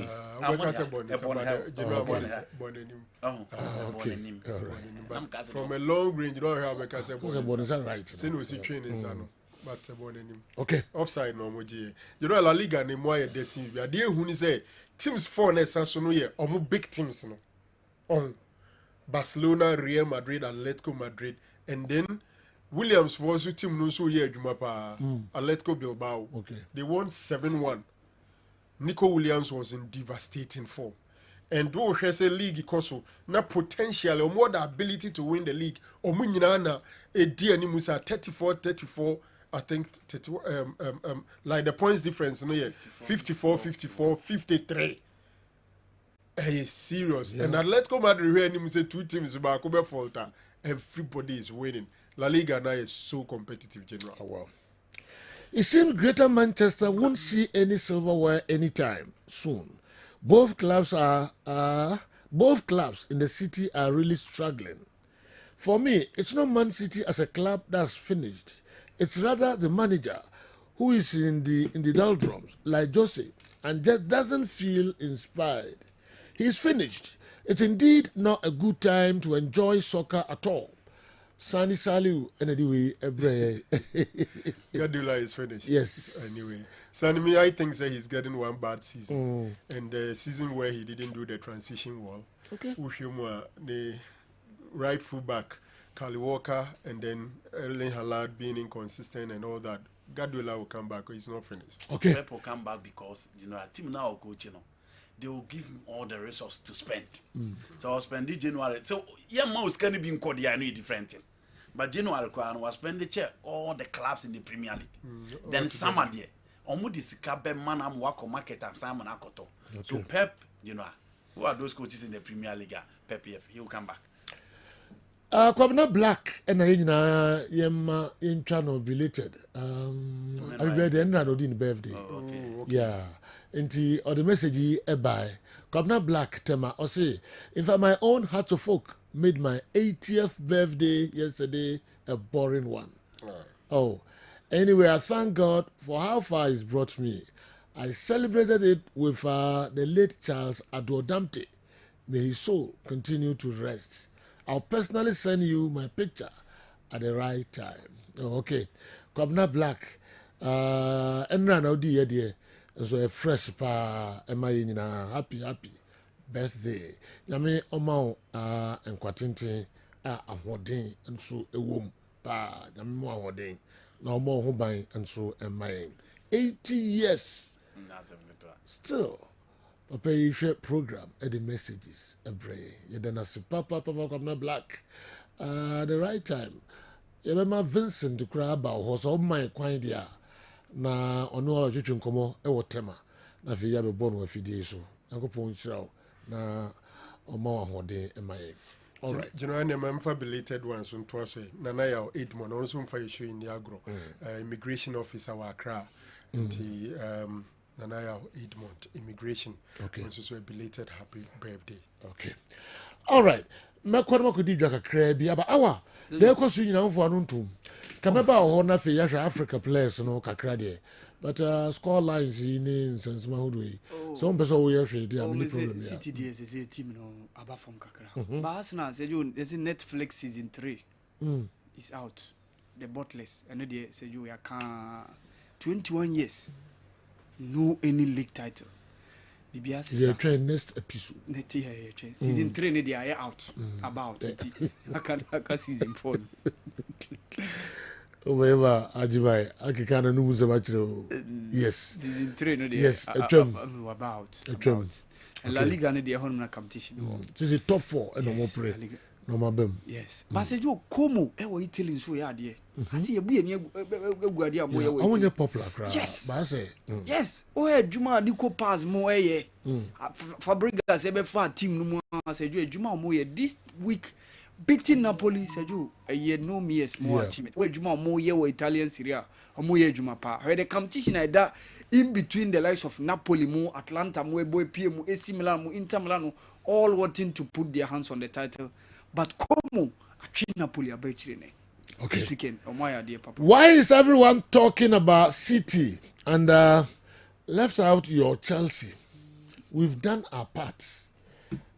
It's because you are the defending champions. Yes. It's because you've won the last 3 Premier League against the Ayesino. It's because you've conquered Europe. It's because you've won treble. It's because your City was unplayable, and now everybody is beating you.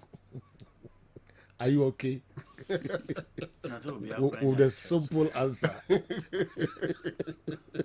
Dr. Usu has given you. It is because a lot of people see Pep as the greatest ever. It is because a lot of people see Pep as the greatest ever. Who said City by Nobody expected that.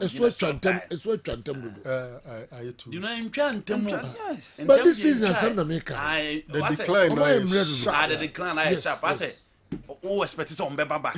Still, I agree. Who expected because before this game, now come a yeka crowd. Before another game against Liverpool, now say yeka crowd in the Premier League. Yeah. But no, you know, still an San Diego.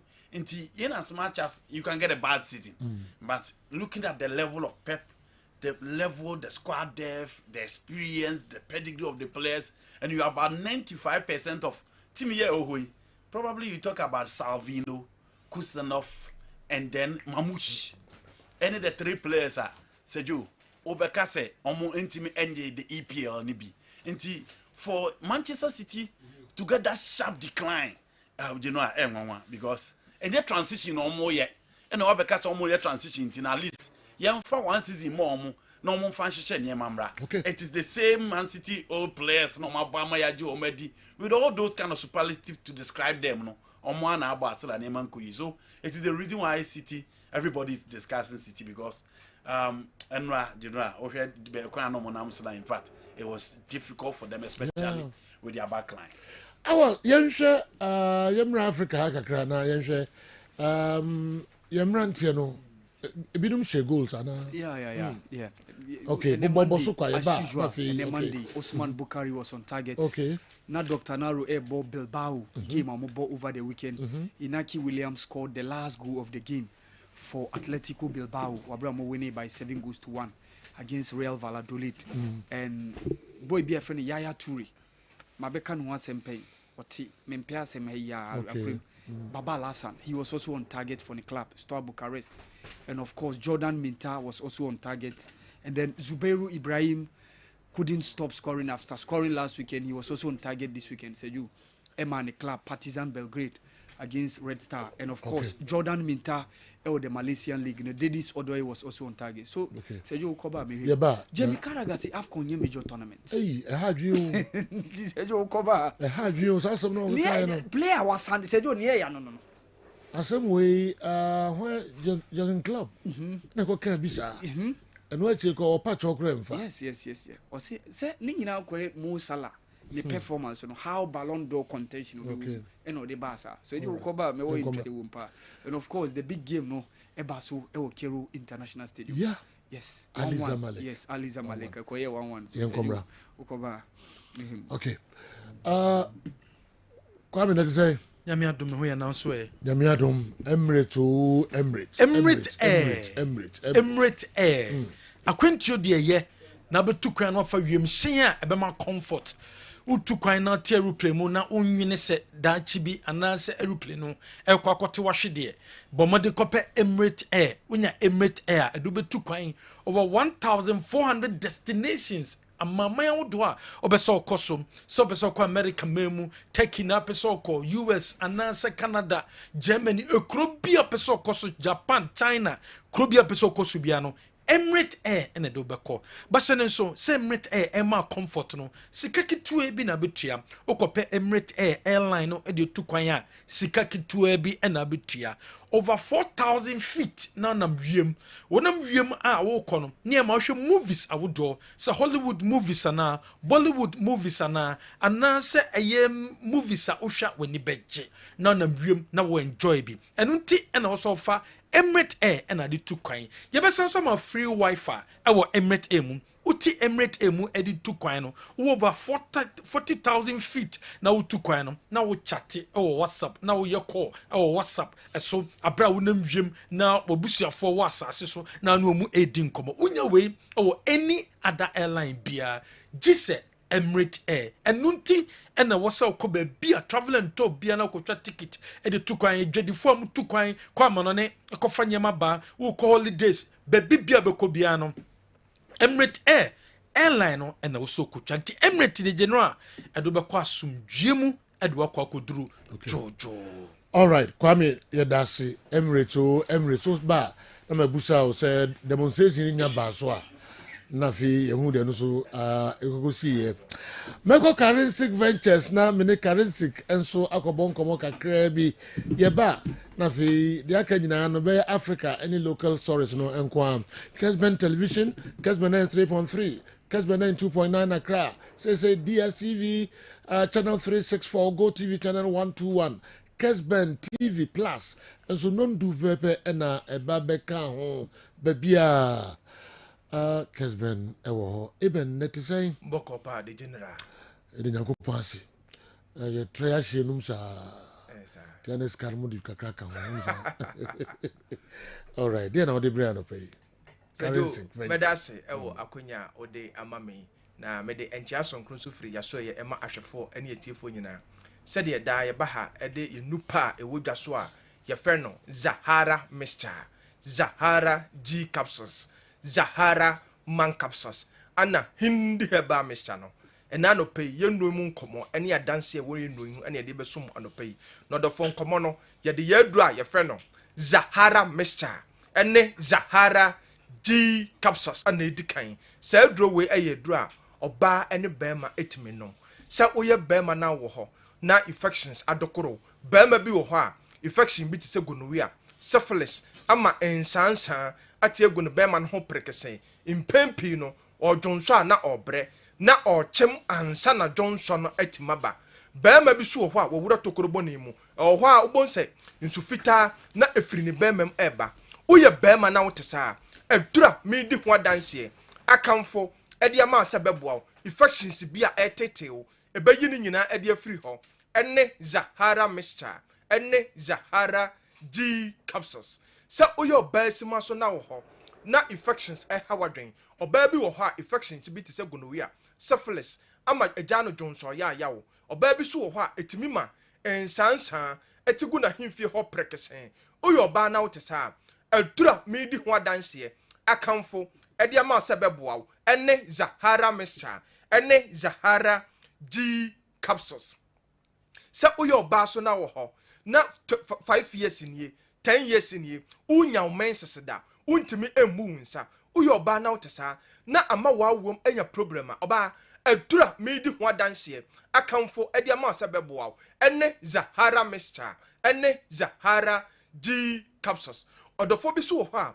impempi no wadwale awie no na ayesedie bibi ene nam ne ho no na ayesedie ne ho ekeka ne nketenkete odofo adura ebeboa bacteria infections bia hawadwen ebeyi ni nyina ede afiri ho ene Zahara Mixture ene Zahara G capsules wodi ya ne se obekọ pharmacy shop herbal shop licensed chemical shop bi eben wo se wo pe Zahara Mixture ene Zahara G capsules ye dro we esa ye do won so a ebo odofobia boost immune system no ama onkomwa no enya hoden odofo bi wo ha de bia e wan ketenkete 5 years ni 10 years ni wabwa ohun ensesanye bia wom uyo odofo na wotesa adura ebeboa ene Zahara Mixture ene Zahara G capsules odofo bi so wo ha ulcer pa ene na betena ulcer teten odofo waduro ene Zahara Mixture ene Zahara G capsules ko ba bi eton oduro bia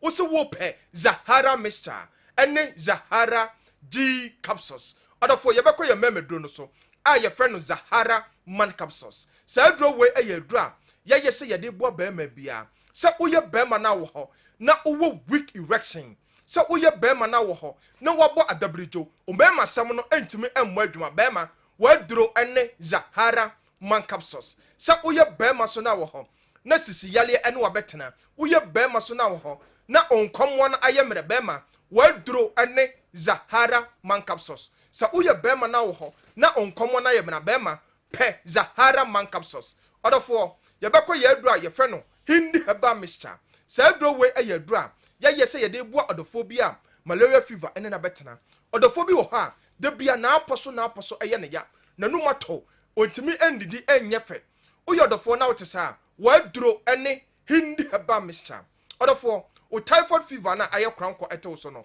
pe hindi heba mixture echira kwan odofo o sugar level na etete wo no fa hindi heba mixture aye waduro ko ba bi eton oduro Ghana ha wo se wo pe hindi heba mixture ɛnu ni edura abɛboa wo na ɔdɔfo bi wɔ hɔ ɔyɛ adwumaden ogyina ɛntɛntɛn ɛkyɛ ɔdɔfo pɛ hindi herbal mixture ɛkyerɛ kwan ɔdɔfo gye number si ebia na unti bibi ase anaasɛ bibi ɛkyerɛ wadwene so 0246 34 83 34 0246 34 83 34 0248 56 93 35 0248 56 93 35 adofo se de bia meka no memma yare no embubu enka wo nhye dem ansa no wapɛ currency nupa a yɛde ebedwa so a yɛfrɛ no Zahara Misha ɛne Zahara G capsules a yɛde Misha no ana mene Zahara G capsules na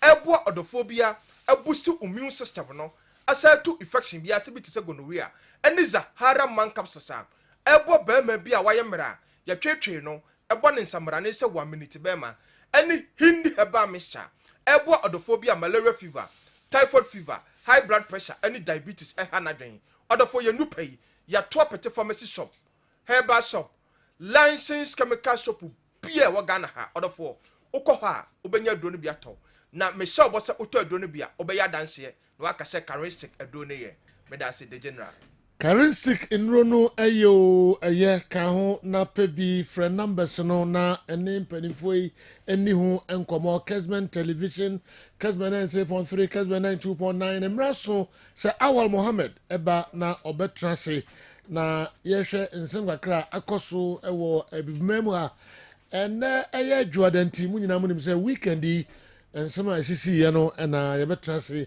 ebo ho enkomo nsem asisi agudie mu nsem weekend yi we are see afana nyina awa yenhwe Ghana for emodimo ewo weekend leagues you know okay it was a good weekend at least yenya some couple of goals are very good okay and especially going into a time yekobo a FIFA World Cup qualifiers be next month nyame boa ya nim say be me say virtually 3 weeks from now yeni Chad airbo in that all important clash we are near Satwa Madagascar in Antananarivo and it's very good say unya Inaki William say Johnny confidence no enche than ye adia wasro in Black Star shirts every time ube unu Bilbao say Joe even say one shego kra you see him performing you see say some asset or no orchestra in terms of how they play he scores often times and so but Obagana said you na kwayasem Osman Bukari was also on the score sheet and of course it was very good.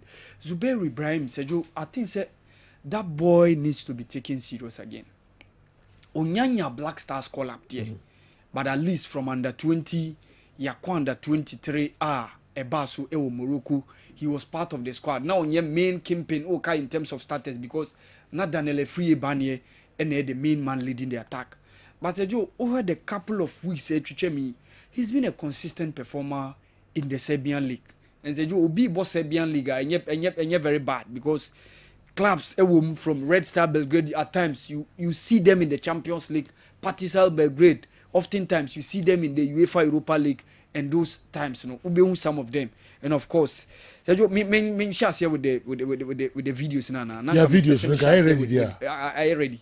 Now can person share here from early game no. Okay, no problem. Yeah. Okay. So Sejo Zamalek Ali 1-1. Yeah, 1-1. It was a top clash. Saturday near become one and I was sticking my neck out. Say, hey, Sahe Blati Toure, one of the standout Burkinabe midfielders.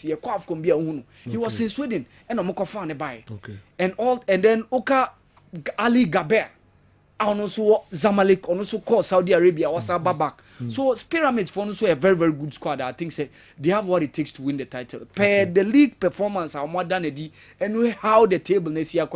So much me or more than most estimate to us said you it's possible they can win the league. But it was a fine game that we watched between Nadia Lali and Zamalek over the weekend. Okay. I mean the number GM say Ali be winning, but Zamalek for now penny this time around on 1 penny. And then I African players, and Ghana players, and take a crack.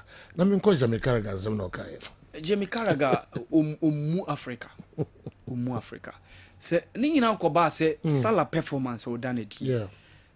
is it possible so betimi win the Ballon d'Or? Yeah, possible. After o TSM o say African Cup dey enye major tournament.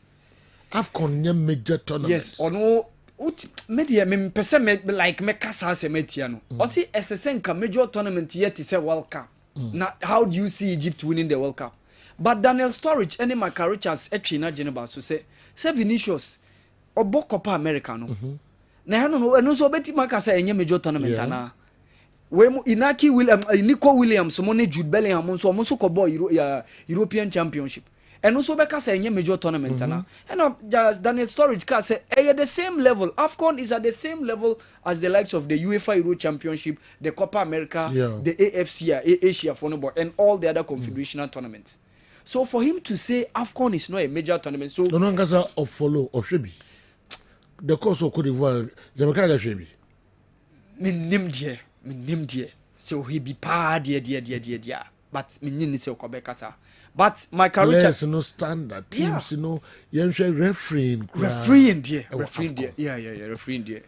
Jose Mourinho can say, I say Europe referees no be yes. Should the level no, should pitch no, quality of the pitch, quality of the players, coaching, the bad tournament no, and. Day in day out ye kwani mu bia wo say tournament na improve ube wo say the next one no better than the previous one. So for me I think say we bu AFCON animtia say jo ne ya ne say player won sheda anya de na kasa kai bia Thierry Henry mo na bia wo kasa bia wa bobra wo ka BBC a ali wo he mo de mo betimi at least like untia say kwa at least like umfa na sema aka no tan kakra Jimmy Carragher no on the top player nyade Jimmy Carragher nyade the level na ni su kiti but nyade ye huna o sha see as a right back obe convert in say obe bufu na ka se mo there be anya bufu say Jimmy Carragher so like Jimmy Carragher so bia wa sha na dodo na say what those times na no obo how many defenders say JT the likes of Vidic, Cavallo mu and all those top defenders so Campbell now more within that time no say you know why na obetimi dey meanwhile no about Liverpool a top team why na obetimi dey more compare within those setup no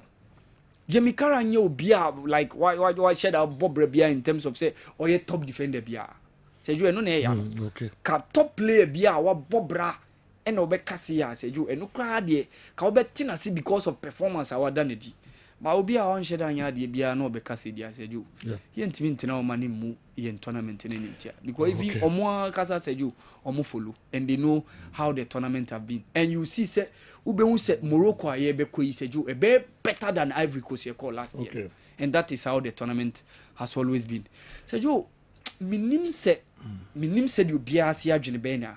For me, I think say the best African striker right now in Europe is Seru Girassi. Minim said you be adwene be ye no.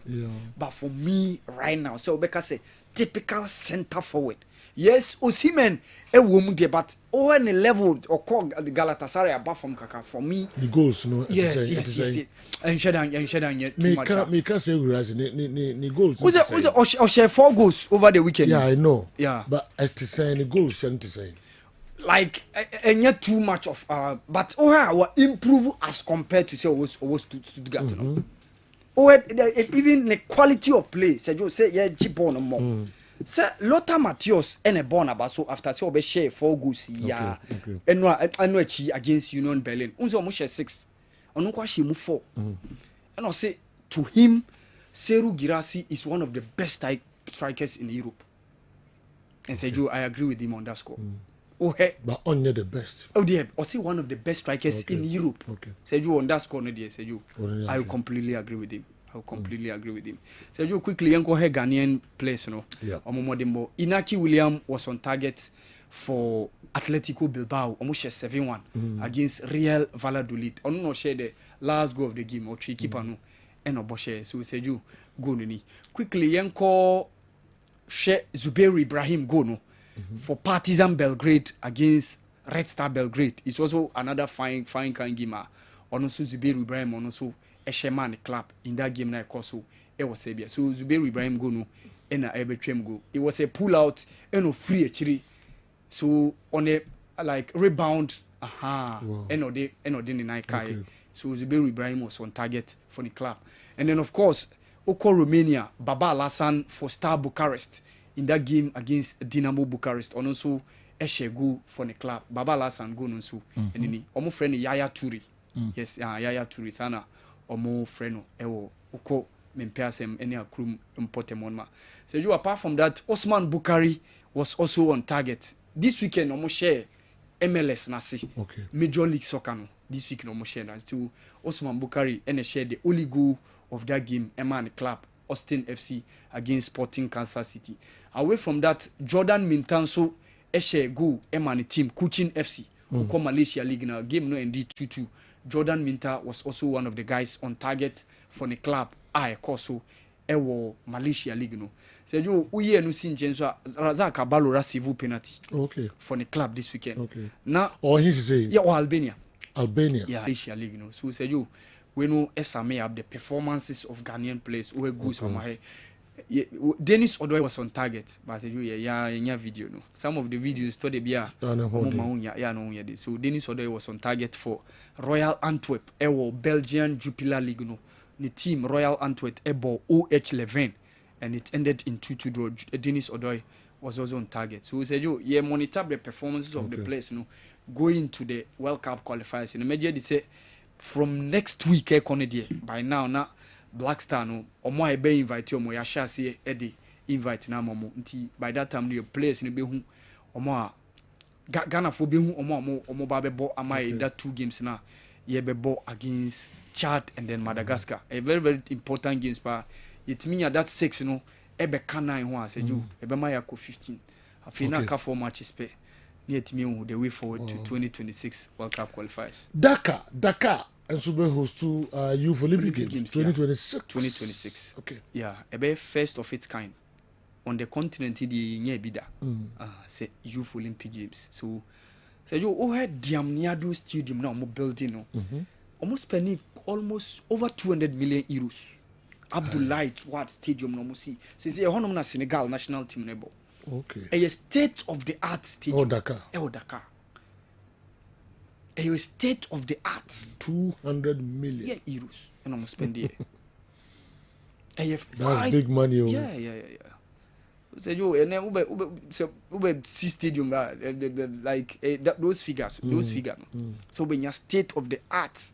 So be nya standard ti say uko Alliance Arena uko Tottenham Stadium uko Emirates uko said you be say bibia baby wa Africa there they born no ne born no so they have what it takes now to host those Tatan tracks and said bibia e kama and then no be na say you ko hu ewo Abidjan o bibia e ball final no Alassane Ouattara Stadium. Media side don't know a 4th floor say you 4th floor. Over floor stairs I say you be brepa. This is be our cover lift. I see. And who 60,000 seater capacity. And ya kote e honum e we bimpe no enye within Abidjan crowd. At is be a just so be a ofri commerce equation. I don't know. And even who drew barrier no before so be do stadium no barriers are be twem no. Walking from the barriers to the main stadium, it means 2 to 3 kilometers. Sa stadium na e bro Ghana so na. Ye betimi Nyabakubi wa. Emro ye so bako kra. Emro ye so. Se ye mpanyifo no ye o margin so mbe ya ye betimi aye. Sika 200 million. Se yo ye betimi aye. Ye betimi aye. Awa. Ni na depend on ye mpanyifo no omo pepa omo wo. So mo sa pepa no betimi aye. Emro ye so.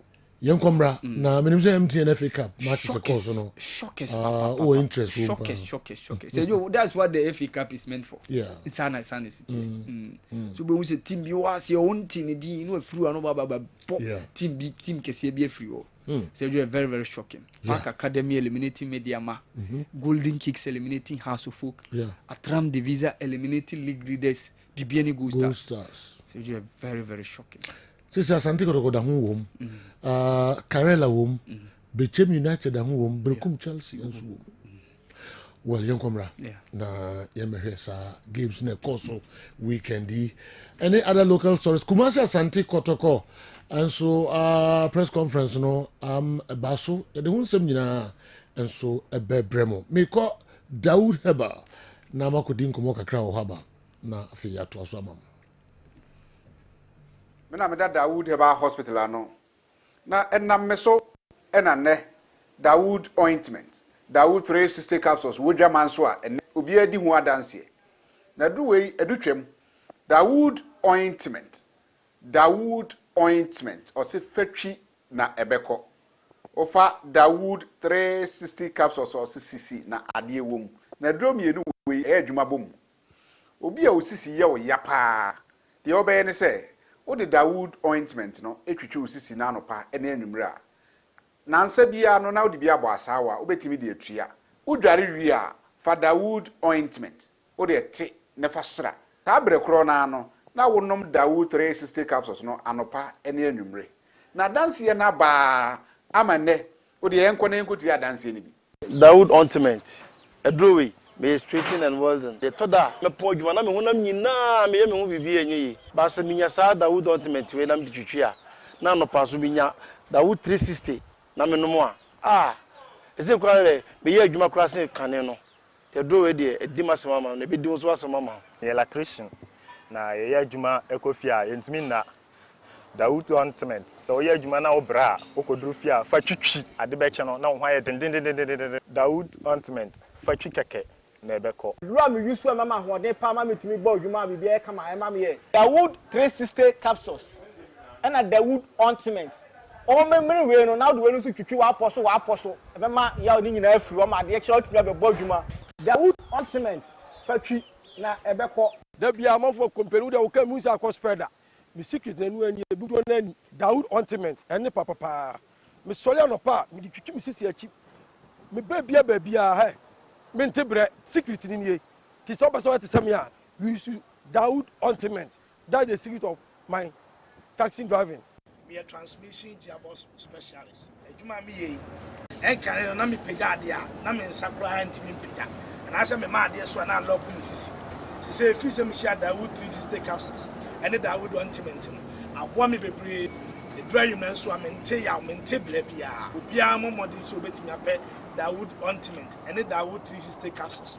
enya bi ato odofo se wate bi aduro ya me ka ho asɛm no ɛno ho adanseɛ ɛne wɔnom adi no ko pharmacy ɛbɛn wo herbal shop ɛbɛn wo ne kɔtɔ Dawood ointment Dawood 360 capsules na sɛ de nkrɔfo di ho adanseɛ no wo so be di ho adanseɛ wo pɛ sɛ wo frɛ a ɛno na wo screen ase no 0244 88 64 37 na 020 168 1717 baby a yɛtɔn aduro wɔ man Ghana mu bia no wo de wura house wo pɛ Dawood ointment ɛne Dawood 360 capsules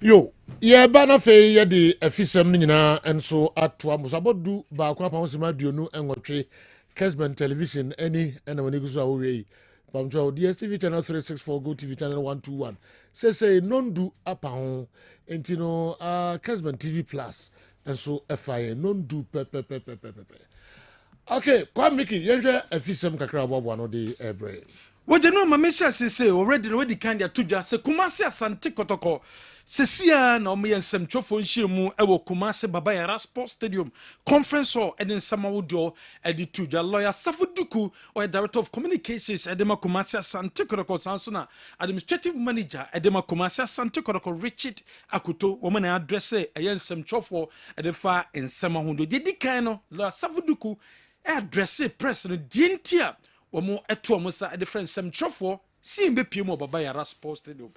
Director of Communications, Lawyer Safo Duku.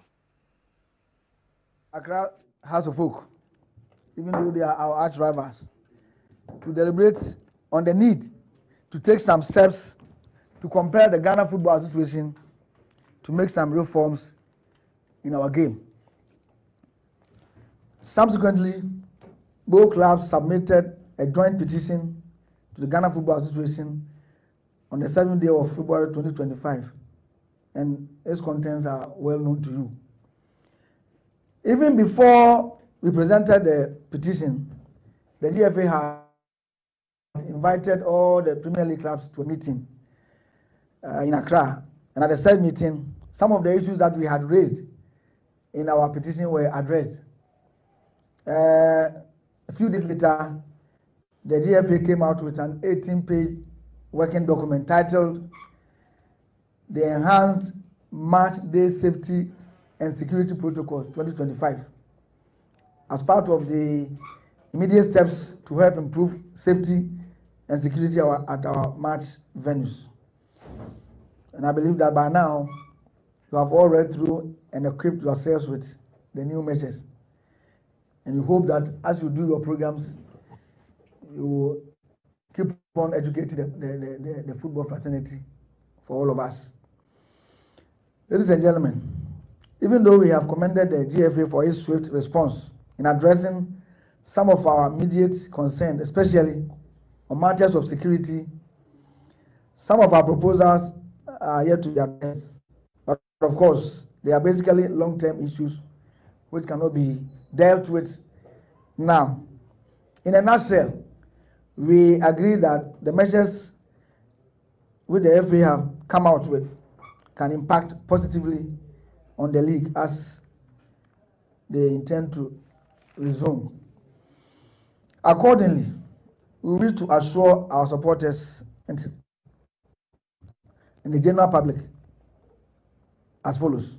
1, that we shall ensure strict compliance with and enforcement of the enhanced protocols. 2, we assure all of you that Asante Kotoko shall lead by example. And to this end, we reaffirm our commitment to all the regulations governing the game and declare our unflinching support for all the authorities and the stakeholders towards the common goal of improving the game. We also assure you that we shall demand constant review of the measures governing the game. Ladies and gentlemen, at this stage, I would like to shift my attention to the court issues. And as you are very much aware, so far, 7 persons have been arrested by the Ghana Police Service and have been arraigned before court in 2 separate cases. The first case, we have 3 accused persons, which has the Honorable Bafoua, his police bodyguard, and another person. All the 3 are on bail now. The court has granted them bail. So the police informed the court at the last sitting that investigations are ongoing. That case comes off on the 10th of March, referring to the first case. Now, with the second case, there are 6 persons who have been charged, 6 accused persons, out of which 5 have appeared before court. One of them is still at large. That is, he has run away, according to the police. The name is Brahma, popularly known as Rasta.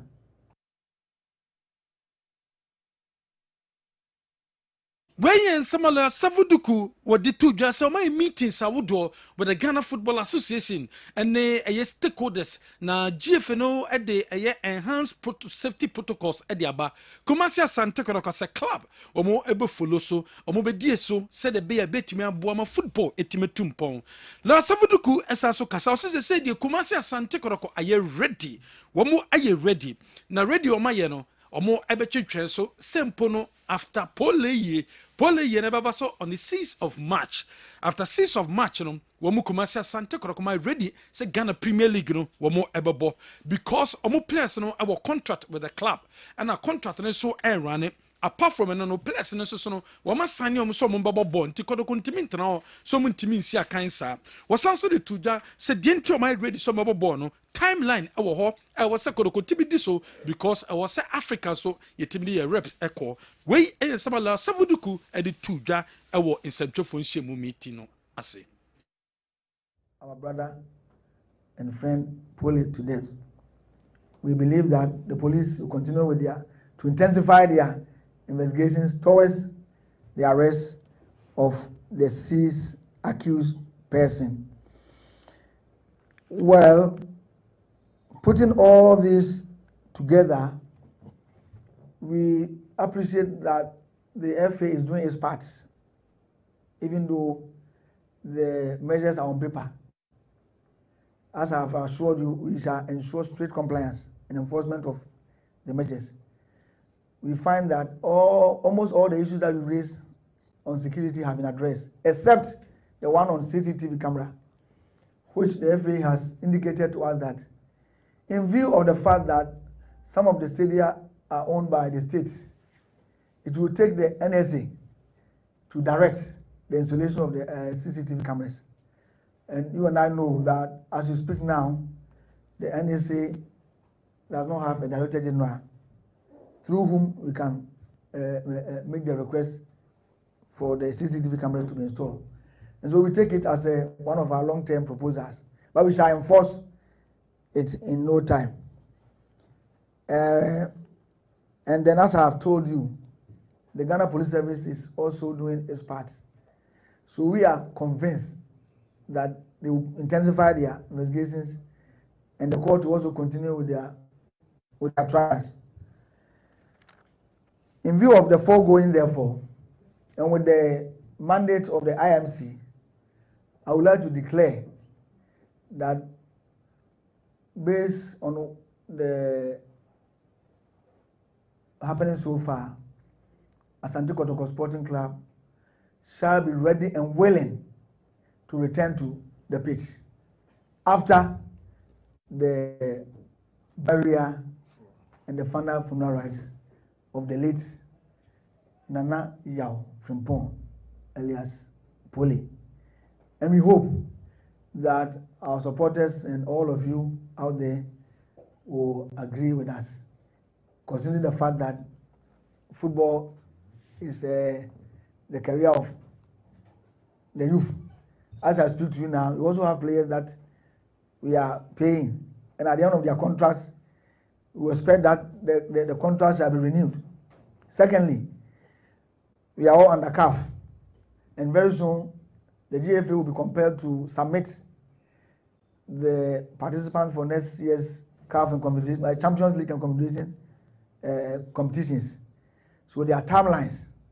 So we have thought it twice that while we continue to seek justice for our brother, the league and therefore football activities cannot go on, and we are fully prepared to go with the FA. Now, Safuduku, Director of Communications, said the Makotoko, and all this answer more to Ga. Nabeke, na supporters, and so GDS was said justice. A prevailing and some supporters, no, or my person, my team, let Kobasa management decided some of the team never call almost supporters, no, or more and support and fanta team nechi.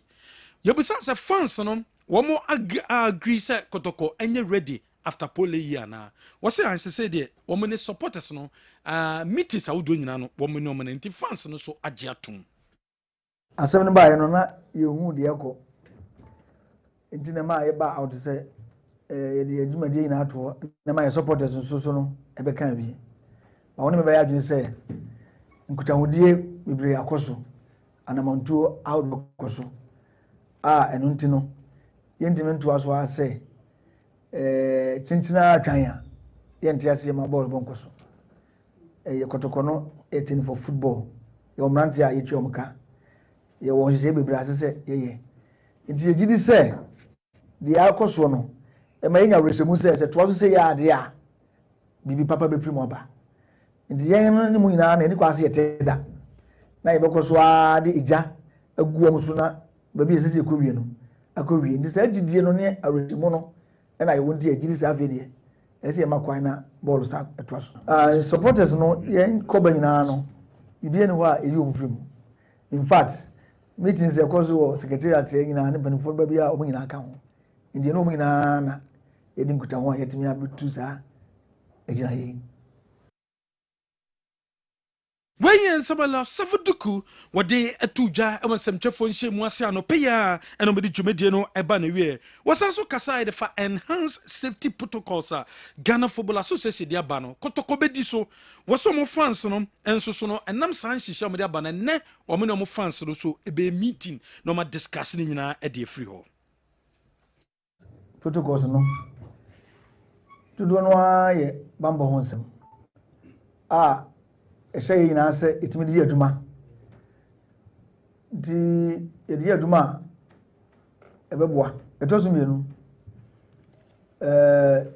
yɛn supporters no ɔmo wɔ mpanimfoɔ ɔmo da ɔma no deɛ aduru no yɛ nkyerɛkyerɛ ɛne kasa kyerɛ ɛna ɛsɛ sɛ yɛne media no nyinaa no moboa yɛn na yɛhyɛ aseɛ ɛnnɛm no mo kasa yɛahyehyɛ meeting with the leadership of the supporters na wie firi yɛ yɛtoa so a ne mo mo hunu sɛ sese de aduro ni o ti ye ne den ti bla omo no ekotire no various platforms in our so education ekoso me ni say nipa no doso asemba foforo a na oyawo no so na say de okay me ni say ne so for supporters na akoma koyem ekofem kakra isa aroshimu a ye de mo ne de anamonto papa management betu ene circus leaders mo nyina betu o efa court nsamo efa se yehwese die efre ne ma no be aduma no so mu se ye mpanifo mo yiye no ye hwema na aduma giri se obi anyana yun se okoye bi basa bia enti me nya obusa ya enti kire ne kasa kire ene arohyemu benya wo yemu anamo ya betu efri ne ekono enye se bo no na ye de ne ye bobo na emom no ombehu se ampa supporters mpanifo yi mu management amoda ya no mu ye de ye supporters ye pe amayin because this assembly be di akira amana ko wi enti se ya mana ani emu a we say akoma beto ye mu of course ye yanso ye wo ye internal security emergency a ye de gu kwa mu a enso be boye nye ni nyina ne betimi aka na konti but I can assure them say there are a lot of measures here betimi abo mani amasisa. Leo Savaduku, Director of Communications, and some old way to go on some telephone Shemunas and General about television right now. And the problem by ye, Papa Becca, Mediama, woman Peninsula, matches Libyan trying some trophy for your qua, near and I'm saying YouTube in tea, near Cochucha matches. Woman say G phenom and a right no more. The G pheno a cassette, a simesi, TV way and a babicha. Obi enu kwan so beba so no so betwa game ni bi because some problem no e de anasa TV insensem no aya na the problem ba ye papa but TV right no so okasa ye e de fa ho. So if clubs ni na aje to me say and TV station we be cover match na either the home team anasa away team be any kwan say oba preventing every ho e ko basa e betimi ama ye jabo no bo na asotwe no akọ home team no so ise no wa ba bibia no enhye no asotwe no modu ebetime ebedite clubs from quote misbehaving and to be rest assured to say it will be decided that the pre-match we about prevent bia no with my match no na what face the consequence maybe this a club we am pese obekosa amane no. We lawyer Savaduku ne kwakwano January 7 doors the kwakwano okasai yebisa se kotoko oma internal arrangement se sabre komasa sante kotoko wo ma no benya team security ana se de bia betima bo team no ba wo chechem se sabre nhihye ni nyina bambo nyina wo police for inti depending on match no ma bi omoko no eno ne bambo police for ebetimi dia ma team so no lawyer Savaduku kotoko ya ma out say go first security for bia aba isi security won sem no aban no I take interest. Abano ebe se ebrebi sune se yakoba be na se be hia se abaya bebe mo ayin se ebebo aboye ho baya abane be abane is prepared to do that if it has to take abane se obema extra security na a civil life ya ebe banye yen mbom na yakope extra security ye de e ma yakwa se yen security coordinator awon aban security for be lazy na fi still was a bit in woman on better than nipa aboa ne mo fa se ye de soldier na police for to kwan de aban intelligence say so yes aban na prepare say obaya maye any other club and to adapt to the all kind. See, you know, new enhanced security protocols on our and the ama private security and allow crime on last time. See, me that's Okay, Kumasi Asante Kotoko press conference ekoso ewo Baba Yara Stadium. Ehun tete kakra ne de abremo na no pay and press conference no ekoso. All right. Mamimra na mini Niwat Scientific Herbal Clinic. Mpenifo kakra nso eni enkomo ye ba. Other local stories no ye de ebebremu titru MTNFA Cup matches are ekoso any other stories. Kwachina to say? Nyame Adam General. It is right. Ni what? Scientific Herbal Clinic, hospital, whatever. Right. All right. Ayare sankwa na fi education nso ekoso. There's a way na wenya ahuto. Yare eya papa.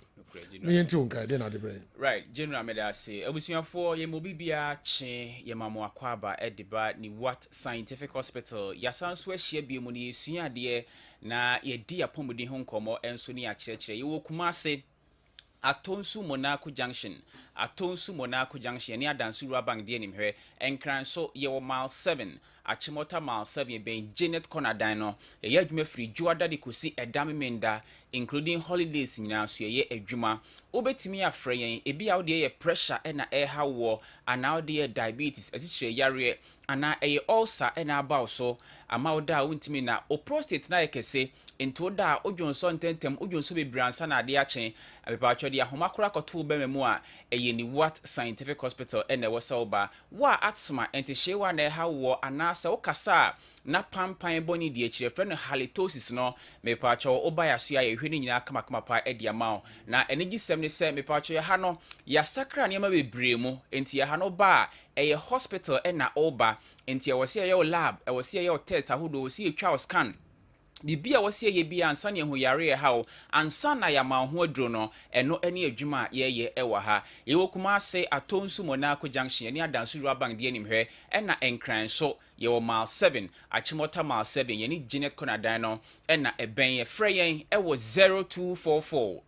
08 76 87 0244 08 76 87 0244 08 76 87 ebi a wo hwen yana se utie enwie last week edin komo kakra edifa stomach ulcer na se yefunu yade ulcer ho ya yewi amanfo bebre frey obu ono mu ana onim se ulcer yade ne bia wokɔ private na se bia hu moja wom ana se wagya na ne yetuntum a ulcer de bia ya ne de kohye koko se wokɔ private na wo se moja wom a koko eniam bebre na eme account se bia kɔ agyanan bia na so kɔ agyanan so kɔ private na hu moja wo agyanan mu a ebetima gyina ho ma yare ahodo yese fata se bibi sa no a enimani mu no ano na watu anamon waben obi a waben doctor ni mu a na odo apomuden ho nsem no nkwa nyina so e de akwa hye ne nsa wo diabetes na wutie ana wo hwe anopa ya kai na hye ne nso diabetes ade ende bia ka se ye omo ahodo kese pa mienu type 1 diabetes and ye type 2 diabetes type 1 diabetes no diabetes ye de wo free awuyim anase free one na anase uja ho na ode ebae na type 2 diabetes no so de yanka say lifestyle living de befa na asasi so no eno any type 2 diabetes na the most common one no type 2 diabetes do parodo no na diabetes ayo mo no oyibe nipa teniso mu be se mienu anase miense bi na type 1 de aka ni nyina no type 2 diabetes no so ha manfo ye pa entini parodo no bi a wanya sikire yare diabetes na ebi de drobi and I did not to a drobi so and no bebre no no mo aya na sunsunsuanso no ehu esunsunsuanso na no ohye ebi kra ho no mo aya na atwere de agu krata no ho batenam se ebi wono ma na ye nimu masua ne nsem kɔ efom kakrenti no ya na yemto ye bo ase enkenka onya doctor ni bi nso obeka atwere se drowe na mede ma no ne side effect eni ne complications eni na emududo no ano mema ye mema sem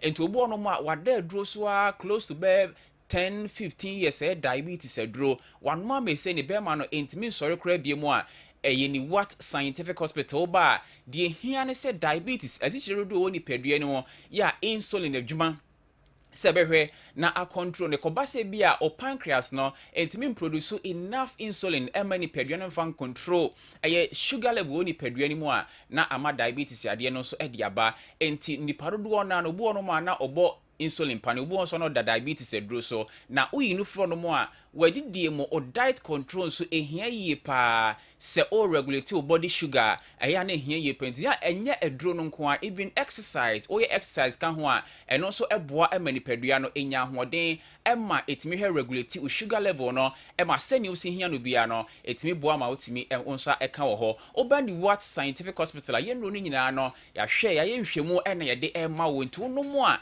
esunsunsun so boni bia ni ho ena afi obu ono mo ba na o complain say ne mema sem no da bia meka say o mema sem no ye nyesa oba ya ne atamaduro we dia ma say duro ye memaduro gina konom da bi e wo sie ho problem kro na akofa o mema sem na akofom no e dia ba te say ne meka obu ono mo a na ne de diabetes na ne saa obu ono ma ne prostate no ene ma no problem e bi akote na mu nsan ya de bi infections ene ma saa obu akro masturbate ya che ne nyina atimi ma problem ewo mema no ano ne atamaduro dia ma asagina kono na bia o mema no ensa nyina yi enti oba ya hwe ya eye scientific hospital ye to yebo ase nhwemu me hu se yade we na de bae yemfa aduro ma no yemfa aduro ma na aboa ama nso ho ato me pa cho yiwo kumase atonsu Monaco junction ne adansuru bank de ni mhwe number ne hia freni ani nkomo yare bi ha obia no na ya pen pomasi bread ya ma eye 0244 0876 87 0244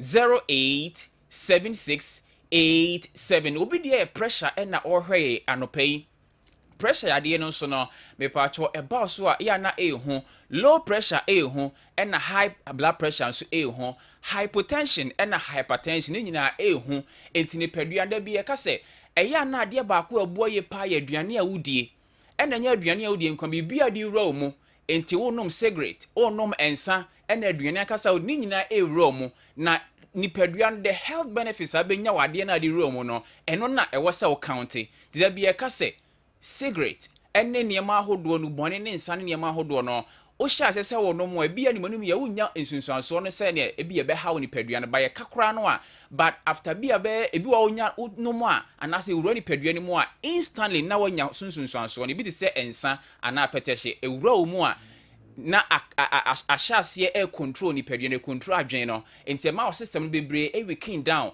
enti after some time ne be free padua man sa na wasaba back to your conscious and so what back to your consciousness by no be one so na say ne me di bo we padua ni mu a eche ansa na sunsunsuanso na ba be wi ase bia o kidney o sabo ana o brebo o liver ana se o lungs wa hara ne sa ne mani nyina no na ekwa kofa problem e dia brew obu ono mu a obeba no especially omo di liver problem eba no wanom nsa be 20 years na waja atum be 10 years a wonom bie mu but afe na esunsunsuanso na ba but waja nsa no be 10 years a wanu ne ho waja bibia but afe na o hya asenya sunsunsuanso nte bia ka se saa nyama nyine reni padua ni mu a ne ahwe ni yesa yehwe ema nkofa bi boni bia emfa emre nti wa pressure e ha opa no obani what scientific hospital a ye be ni nyina kama pa e dia ma o pressure no ne ahwe a regulate no e dia ma o yare ba ko a ya amanfo etade bapa amanfo frɛ halitosis o kasa na pampan boni de akire obo no monim kwan asa yare ne fa so baaye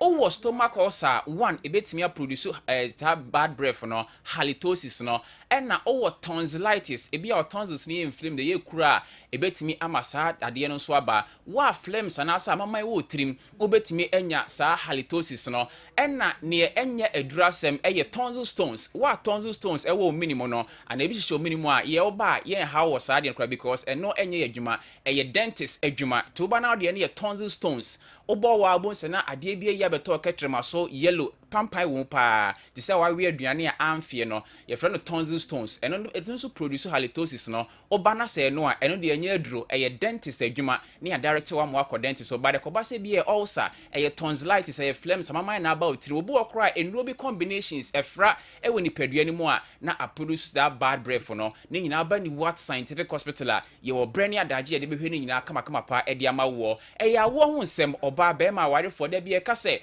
ya wo ho nsem kwa de anka awarefo mienu nka mumu na momra se bia for an instant bi se bia baaku ni ha baaku ye busy ni ade a ene mu baaku betimi aba be ma no ye beye semen analysis test ye be hwe ohun suo ni mu se emo ni bi wom omo ahoden ti sen omo betimi ahweme emo ni bi okura no omo awu ni nyina ba ni what scientific hospital a ye nya brani adaje ni ahwe ni nyina kama pa e de ama wo ene ma no so niema akoye osi akwan fibroid ene fallopian tube block obu ono ma ne nsabuo no ensi so obu okura menstruate kura but onu ni menopausal age saa niema ni nyina na wo se ehu senti a o menopause na say niema atwa ye ema mogya ne ma no na ya hwe ni nyina ho asem ne aka enso e de ama wo enti oba ni what scientific hospital a enya agudie ena enye normal herbal hospital clinic na yinim so okwa ya pake eduro no wo ho doctor me yem ya ne atan de ama da bi ya ha ne de ye de mfidie ene niema ena eye adwuma to ba ye de obe pass it through the processes ahodo machines ye be twa scan oba ye be take vitals first ye be hu ni pedua niema ahodo de na ekoso ni pedua ni ansana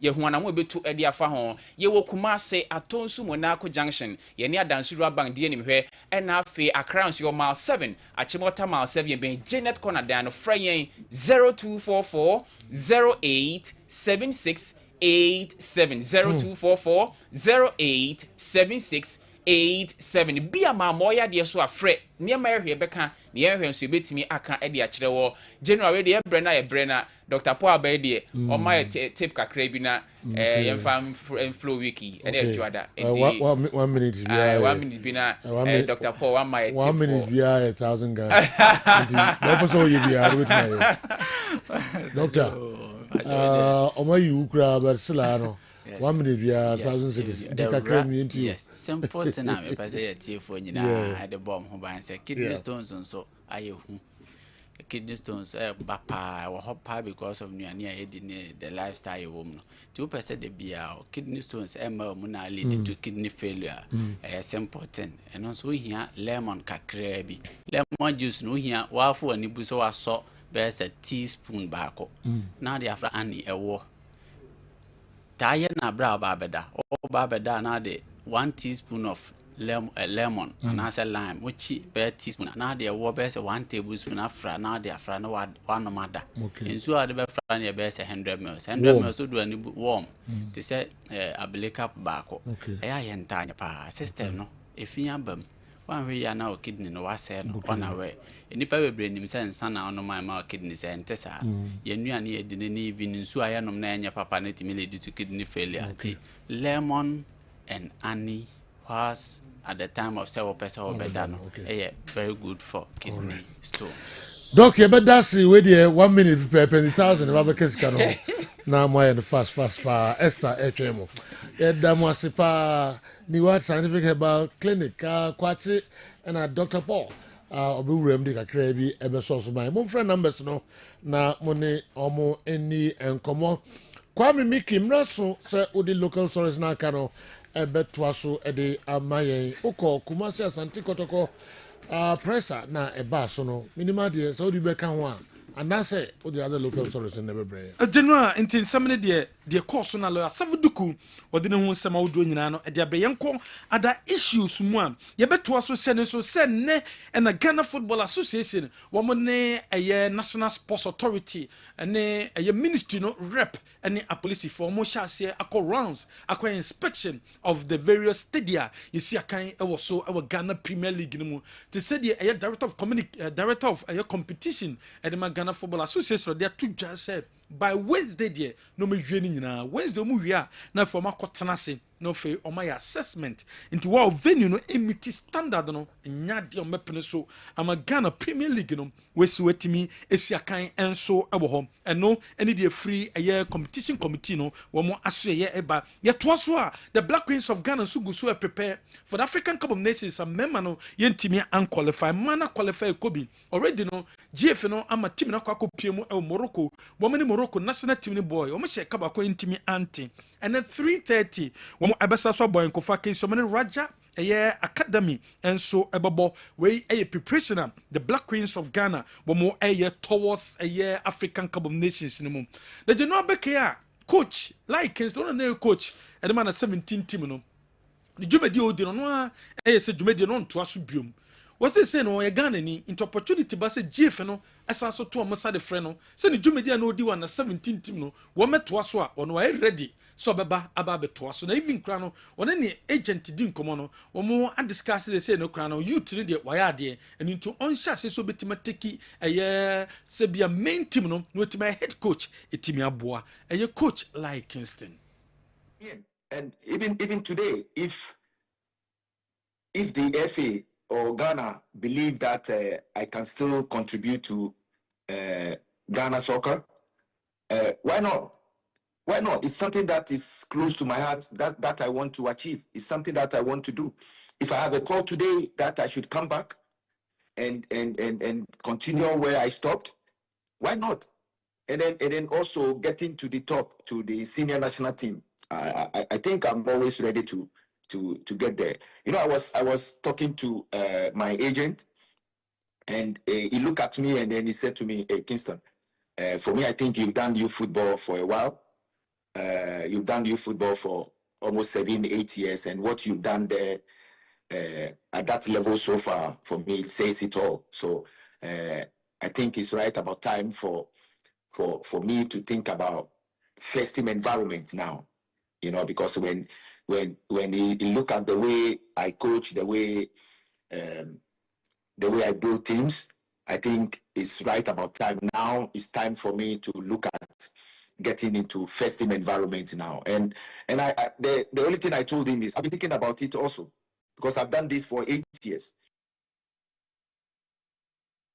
Like Kingston, a former coach of the under 17 team. Then some of the two no FA Cup matches ebas over the weekend. The team summer qualifying apart from Kotoko game I was say ebasunum team summer qualifying a Tram Divisa qualify. Golden Kicks and so qualify. Park Academy qualify. Brecum Chelsea qualify. Karela qualify. Bechem United qualify a True Democracy and so it qualify for the run of and also free run of 16 no quarter finals of the FA Cup no emu now sediem GFN ni clubs ni na jatum say a protocols ni dia also mutimi diso safety protocols no also mutimi diso no over the weekend mediama match omokoye no a bang boy course no nenye easy answer na benya kwan kura wura mu no a police for no wo metutu botoma check you ahwehwe nyema hyehye ho ayi nyema ni nyina na te se protocols na ye dia ba no no mo hyase e wo FA Cup ntim league ni resume a see ya na police for no wo meto so aye adwuma we ye match course e wo Takwati and Park a police for no eguso aye o medwuma wo do ni Techima youth omoso ni bechem match course and so na security no aye tight ye papa a police for a woman so ekogu ho e wo Techima no sorry e wo wenchi abra Techima youth ene bechem enso eboy no we ye bambo enho hihye a wo matimi aye e de ato Golden Kicks ene has a book game no so e wo Lagos Stadium so a police for ekoho ekohwe se asumdue mu enso ebetimi akosoma bibiam etimi akonkan ho anso Brecum aye Chelsea wo so akensi na se a police for ekogu ho e mo so so hwe e ma security bambo no ekoso ba bambo ni nyina na samobodo e coach de matim no wo de tudwa wo se sabro gidi yesem ye de police for baba ye de military for baba nenso so referees no be gina ntem no wo mo na wo se omu edi matches no eye enye sa still akwa wo se fa so solve problem no yentimi and solve coach samobodo and say hooliganism there say in papa but all the best of all say the thousands of military men are not say officiating and yet fair all these things still happen so I hope say in the very one near to me I move on so that in DC against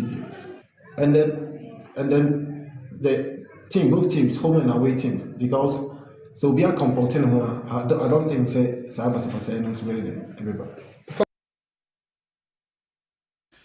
We yen sama coach sama bodu wodi atu just teams ne soso no also mo so sesa mo suban kwa mo fa so emanyema koso o match venues no also mo timi sesa mo suban enye saade am entimi emboa has efrim abromene division 1 side Golden Kicks and a boy e wo Lagos Stadium na after the game no na supporters no wo mo bu ofuye papa mo gidi ye se de nyema siko ye edema club no enye e wo eye has e boss FA Cup na wo mo efrim in the run of 16 there. Coach Watara was says about place no ball omo boy no na eye bad omo anya de Coach Watara Yes, but I congratulate that team who do well to get the carrying the what do you call the qualification. We congratulate. The problem we are playing very bad. We didn't play their game. Very, very bad. The boys are losing confidence, I think. But I will talk to them. No problem. Not too much. Not too much. We lose confidence when we start missing the goals and the chances, all the chances. That's the problem. We are going to talk. We are talk to them and they say, we lose Ramsey also in the first half. We get big injury. We can continue. That's the point. I think, yes, but not too much. After that, we get the chances, but we didn't score. I think I learned the big lesson is every match is important. Don't underrate anybody. If you underrate something, that's it. We are thinking about the league. Ian someone a coach watara di to just say has a free FA Cup no wo mo concentration na no e be call ediama Ghana ye Premier League no after the game no and so supporters no e choma dwene a wo gidie say match no said the sikwa no o ma nya de nti nsem a some of the fans no e di tuja. This is the problem with fans of focus management. That's all management. You cannot bring in players one season, then you let them go. Bring another players. The following season, you let them go. Let me get a coach. A player, don't be a coach. Who's a player with someone watching a video? I put some more a free. Someone I or play the whole pack. My person, open the house. Someone, one to the today and coffee. What they go career? Or where's that no career? The same thing. What's that, come on? Bond the hole, look about the house, get her. Professor Aziz, money come on to that. What was it being watching? What the money to down say about other about busy contest. Now, draw that down, say, without going out about Bolama. I'm a good Banati. A busy contest, Anna. Busy contest, I got Pakistan. Many coach, Watana. This man work out of focus. Don't be bought that. Professor, will be back out to you. Make up, you say. Since I'm sure I cross of match, and then I'm a year for Cram. Where's a ball or coach? The penalty, so penalty. I say, oh, Jajano, as a Michael BT concert, or that Damo could do Yano Obama, good action. Collins, what first match, what match, what did you look at? What's the only say, who signed second match, you ever do, who's not going to record? Most of them is your coach. Chance or Yasen, a coach, a new coach. And that class of folk, a crass of folk. Who I say, Mr. Bram doesn't pack, if I'm a meko. Now go to penalty. What about watching? Now, first go to penalty. Okay, walk your sorrow. Okay, Yankupon, walk your form. Not penalty, Yankupon. What buffer through the Yankupon? I can't make you out and say, Fina, if we are players, any coaching, because he has started the game, right from the start of the game. I'm a phone to me more ball, Collins into me more. But if there's a coach versus someone, on which you say, because he said, you're basically and yes, and the 2 minutes to say, as a mobile tape radio, I am pretty under Ghana money. As long as I don't conquer to Kumasi on yellow. Because on your player, I was a bubble. Indeed, this was a player, I was a bubble. And you can't make me a canon. Is the most useless performance I've seen the annals of the crowds of folk. Since 1962,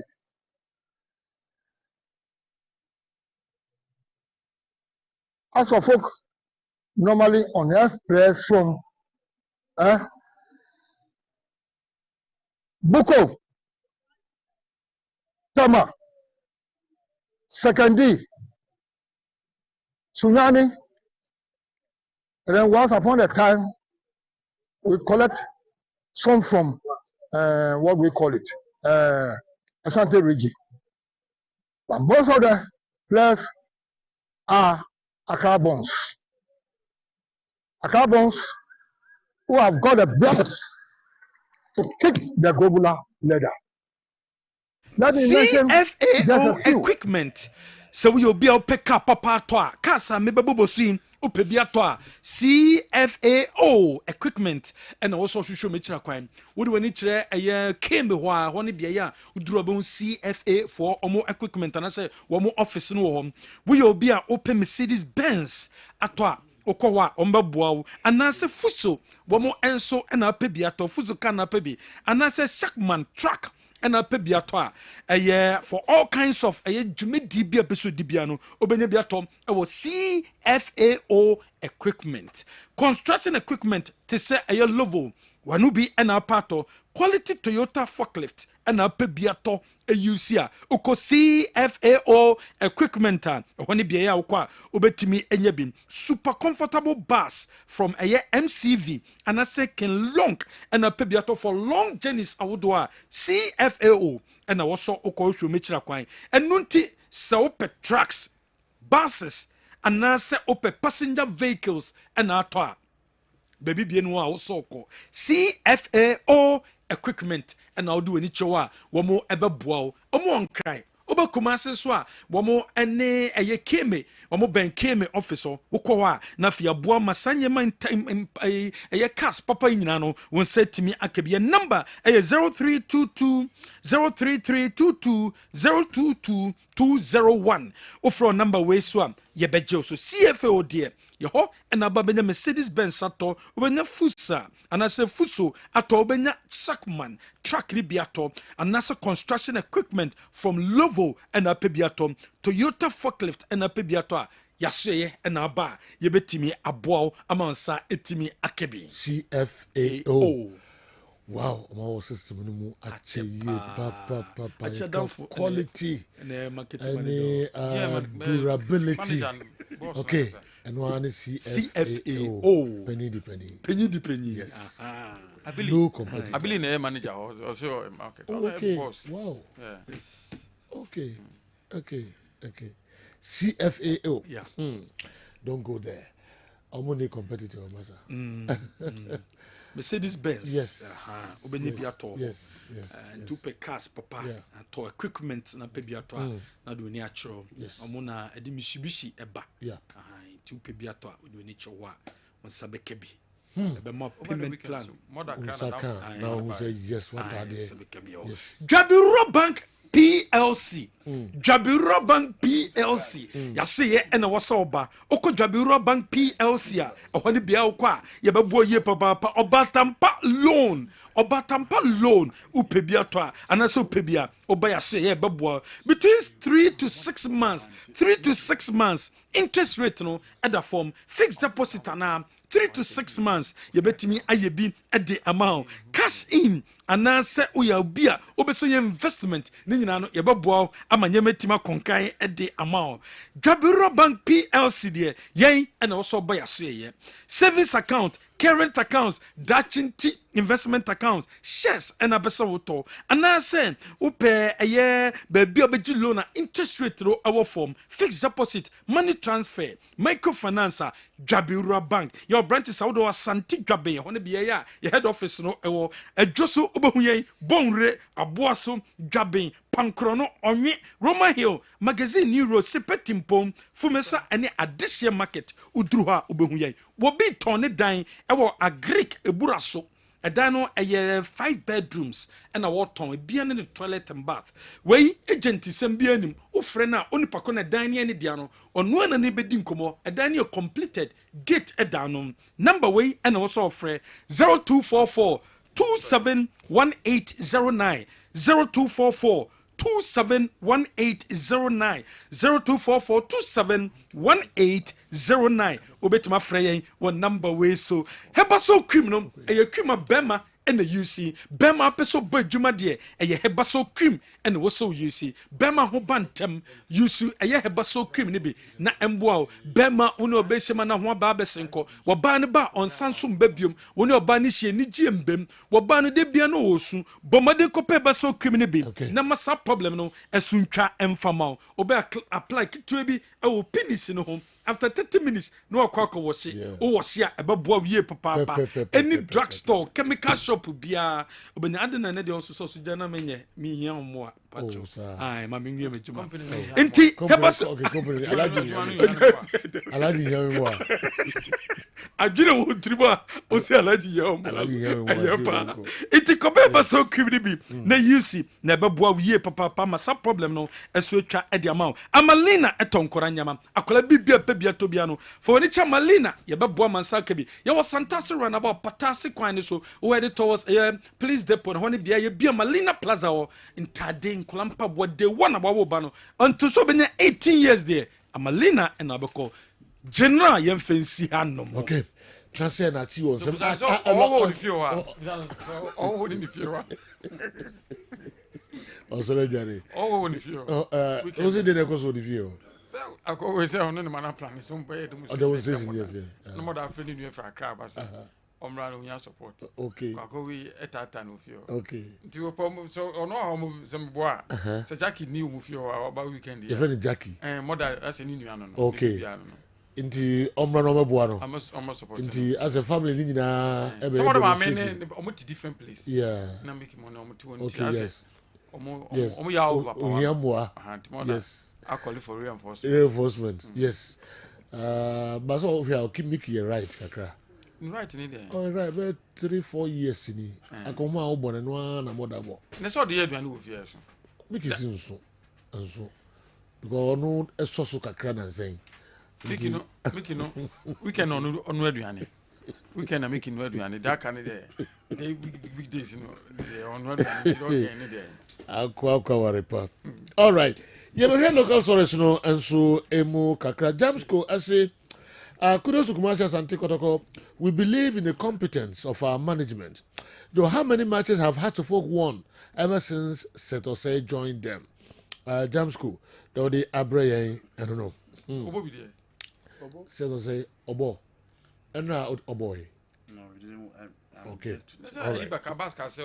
The form this one here training now. Yeah. Yeah, Abbas is ready to reset Ghana football. Yes. Yeah, but also Abbas Martin, has been playing. No, he has been playing. Sir. He has been playing. Now, not so much on bond training Ghana Abbas by oh yes. If Kumasi Asante Kotoko know their players are under contract and under CAF, then why did they stop their players from training? This clearly shows that they acted unprofessionally as a club. As the FA has laid down security measures on the GPL, I want to know if same things will be done at Division 1 and 2, since hooliganism is even worse at those centres.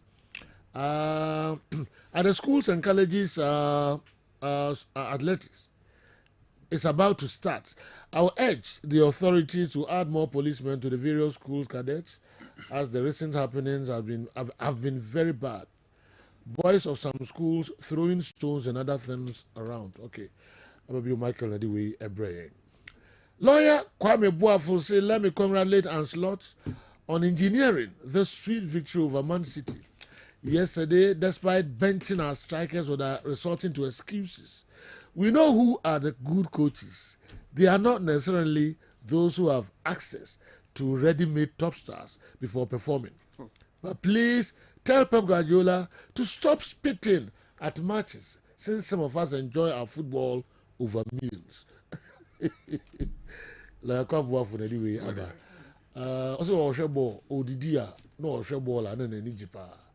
But Pep Guardiola, Debia, no, yeah, Sabina say, there's a man or enjoying the meals. I'm watching the ball.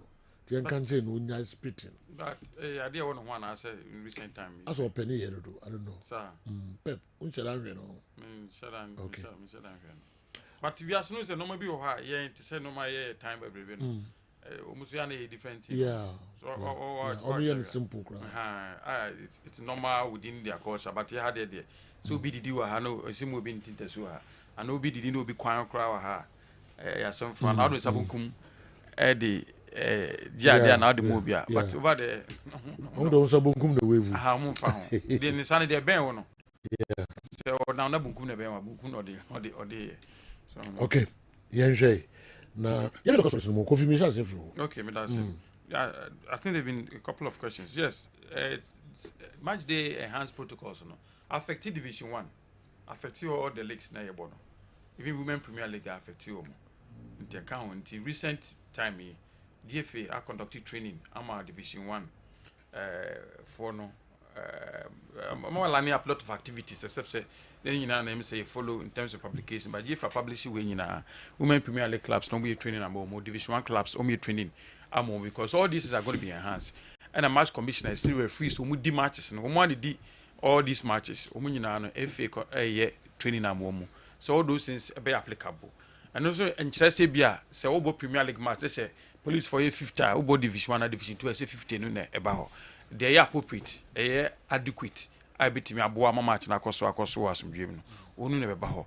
But in terms of a normal way to prevent violence no man there, it's going to be the same thing. Until ni na applicable all those levels no. And they almost start take around. Run no mo inspect all the listed stadium na the ball matches, especially Premier League, no more. I say they will draw up a report. After that, we study the report and see how many of them and they qualified. So then I qualified. CBN qualified. Then and so apart from the business report, and then it just say B A qualified. Not just CBA CBO. The BBA Jumantino. No. Normal as a coso or match day Joe ni nyina because sa match days no. Very very important. But this week in Korea, and I'm sure said they will draw up the report. Subsequently they will inform the executive council in terms of still no makoni nyina no emu dia hin meeting requirement, dia hin meeting requirement no and then decision or no mateki. Then we'll be heading towards prepared towards the resumption of Ghana League, Now Kotoko CCTV cameras. CCTV cameras put there. DFA crown a mass TV before prayer by in terms of omo request we discuss this night and ampona some na meeting over Zoom we discuss it but because of the nature of it I need the implementation into the and it's a beginning of next season so be so to me installing this a fine job but the one to install CCTV cameras is a mandatory say stadium is about beginning of next season you must have it. Okay. But what must say? Because already don't forget, so all these enhanced protocols now is going to come with at extra budget my clubs. All these enhanced match protocols it's going to come with extra budget. It will be start season maybe on the budget of this start season based on police for banning normal and other any projections not the ball league. In the middle of season all these things are coming on. Number of security personnel going to increase. Other extra normal so it's going to increase budget. All these CCTV are coming down. We'll add up to the budget. I'm a clubs. It's not easy. It will be a cushion clubs, and I say it's sustainable. Go ahead. A number of policemen who are more FA Cup matches Asia. Clubs, home clubs. No, policing. You don't pay for policing. And yet, you say, what normally, in terms of a match day, I think there's portions of it that say good to security. But, no more ration, and I say some transportation support, and I be now, 100 policemen at the bus centers. And maybe 80, 88, 100. And that's some people. And I grow. Now, I think the clubs need support. Yeah. They need support. Yeah. Because Seleme can be no begin the season with all those budgetary allocations, not as budgetary, considerations. I think the clubs need support. Also, angle. Okay.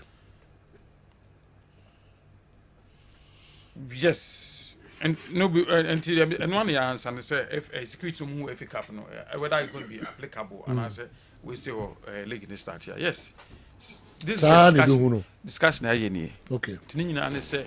Only unit sanko from no mu in charge no what I say be so consistent and be applicable FA the manaba or say this in here so no but to be relaxing adwuma but I mean charge and say and the police no may search near who say koso yi e be koso ba bia e wo de bi on ba yes ade na ma ke vi se bia ke betima aboa but I'm surprised what ne be ne sabe no de search so munya metal detectors ni bi na omo de fifa omo to dru wa no you fun where you normal na come the metal detectors e de fifa and no more way than so de unsa on inside the gloves and now they will too many normal and ye proper map police na kasa someone is an nipa na we search na odo be hunt na ya wow baby to all these things you know ma say you know say police are to me so boa ma security we na adwuma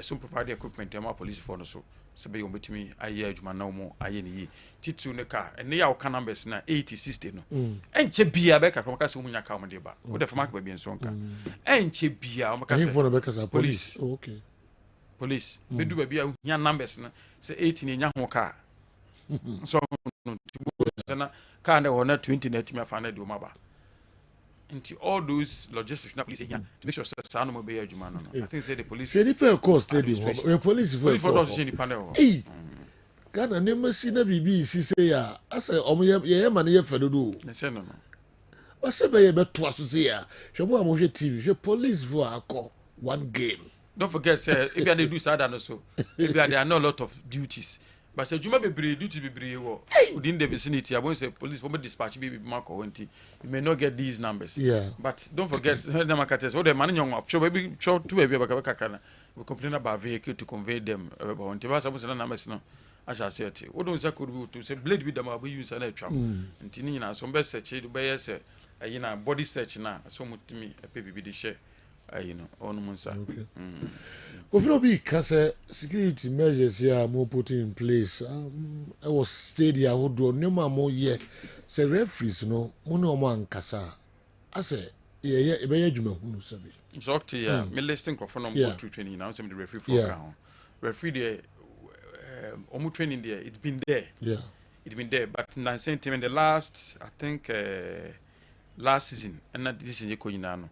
Apart from training the beginning of the season, we've introduced mid-season training as well. Because that is the best you could do. Joe, how many people are there in a referee, what might be here, where be a pass. And so, na park and so on, no different. But to friend, normal incident is see or park and so on. They almost present clips, and when we go through, near T.O.B. say, what will be your decision? And it will surprise you to know, say, most of them are getting it correct. Our classroom. Yeah. Incidents na CCI no man subiro mo we ayo. They are presented. Almost mama scenario no ho, no mama options. Be more options. I have to say be mu ben. But majority of them get it correct. But they do park and also na you. If you say be a half season no ma nti be o ma relax, almost half ya half from so we've introduced the mid season courses as well. Training ya san from ababio na Joe ya san but they will go back and Joe be doing the same thing and they enhanced security measures here but I'm saying no we are giving them another inculcation training so we must be abreast with the new and normal abano we've done with the match commissioner we've done with this in the aspect in there we are doing our best but you know park and so very difficult for GFA a competition director or general secretary or executive council member so on say we on penalty and we manage penalty. It's difficult. It's different altogether. It's difficult.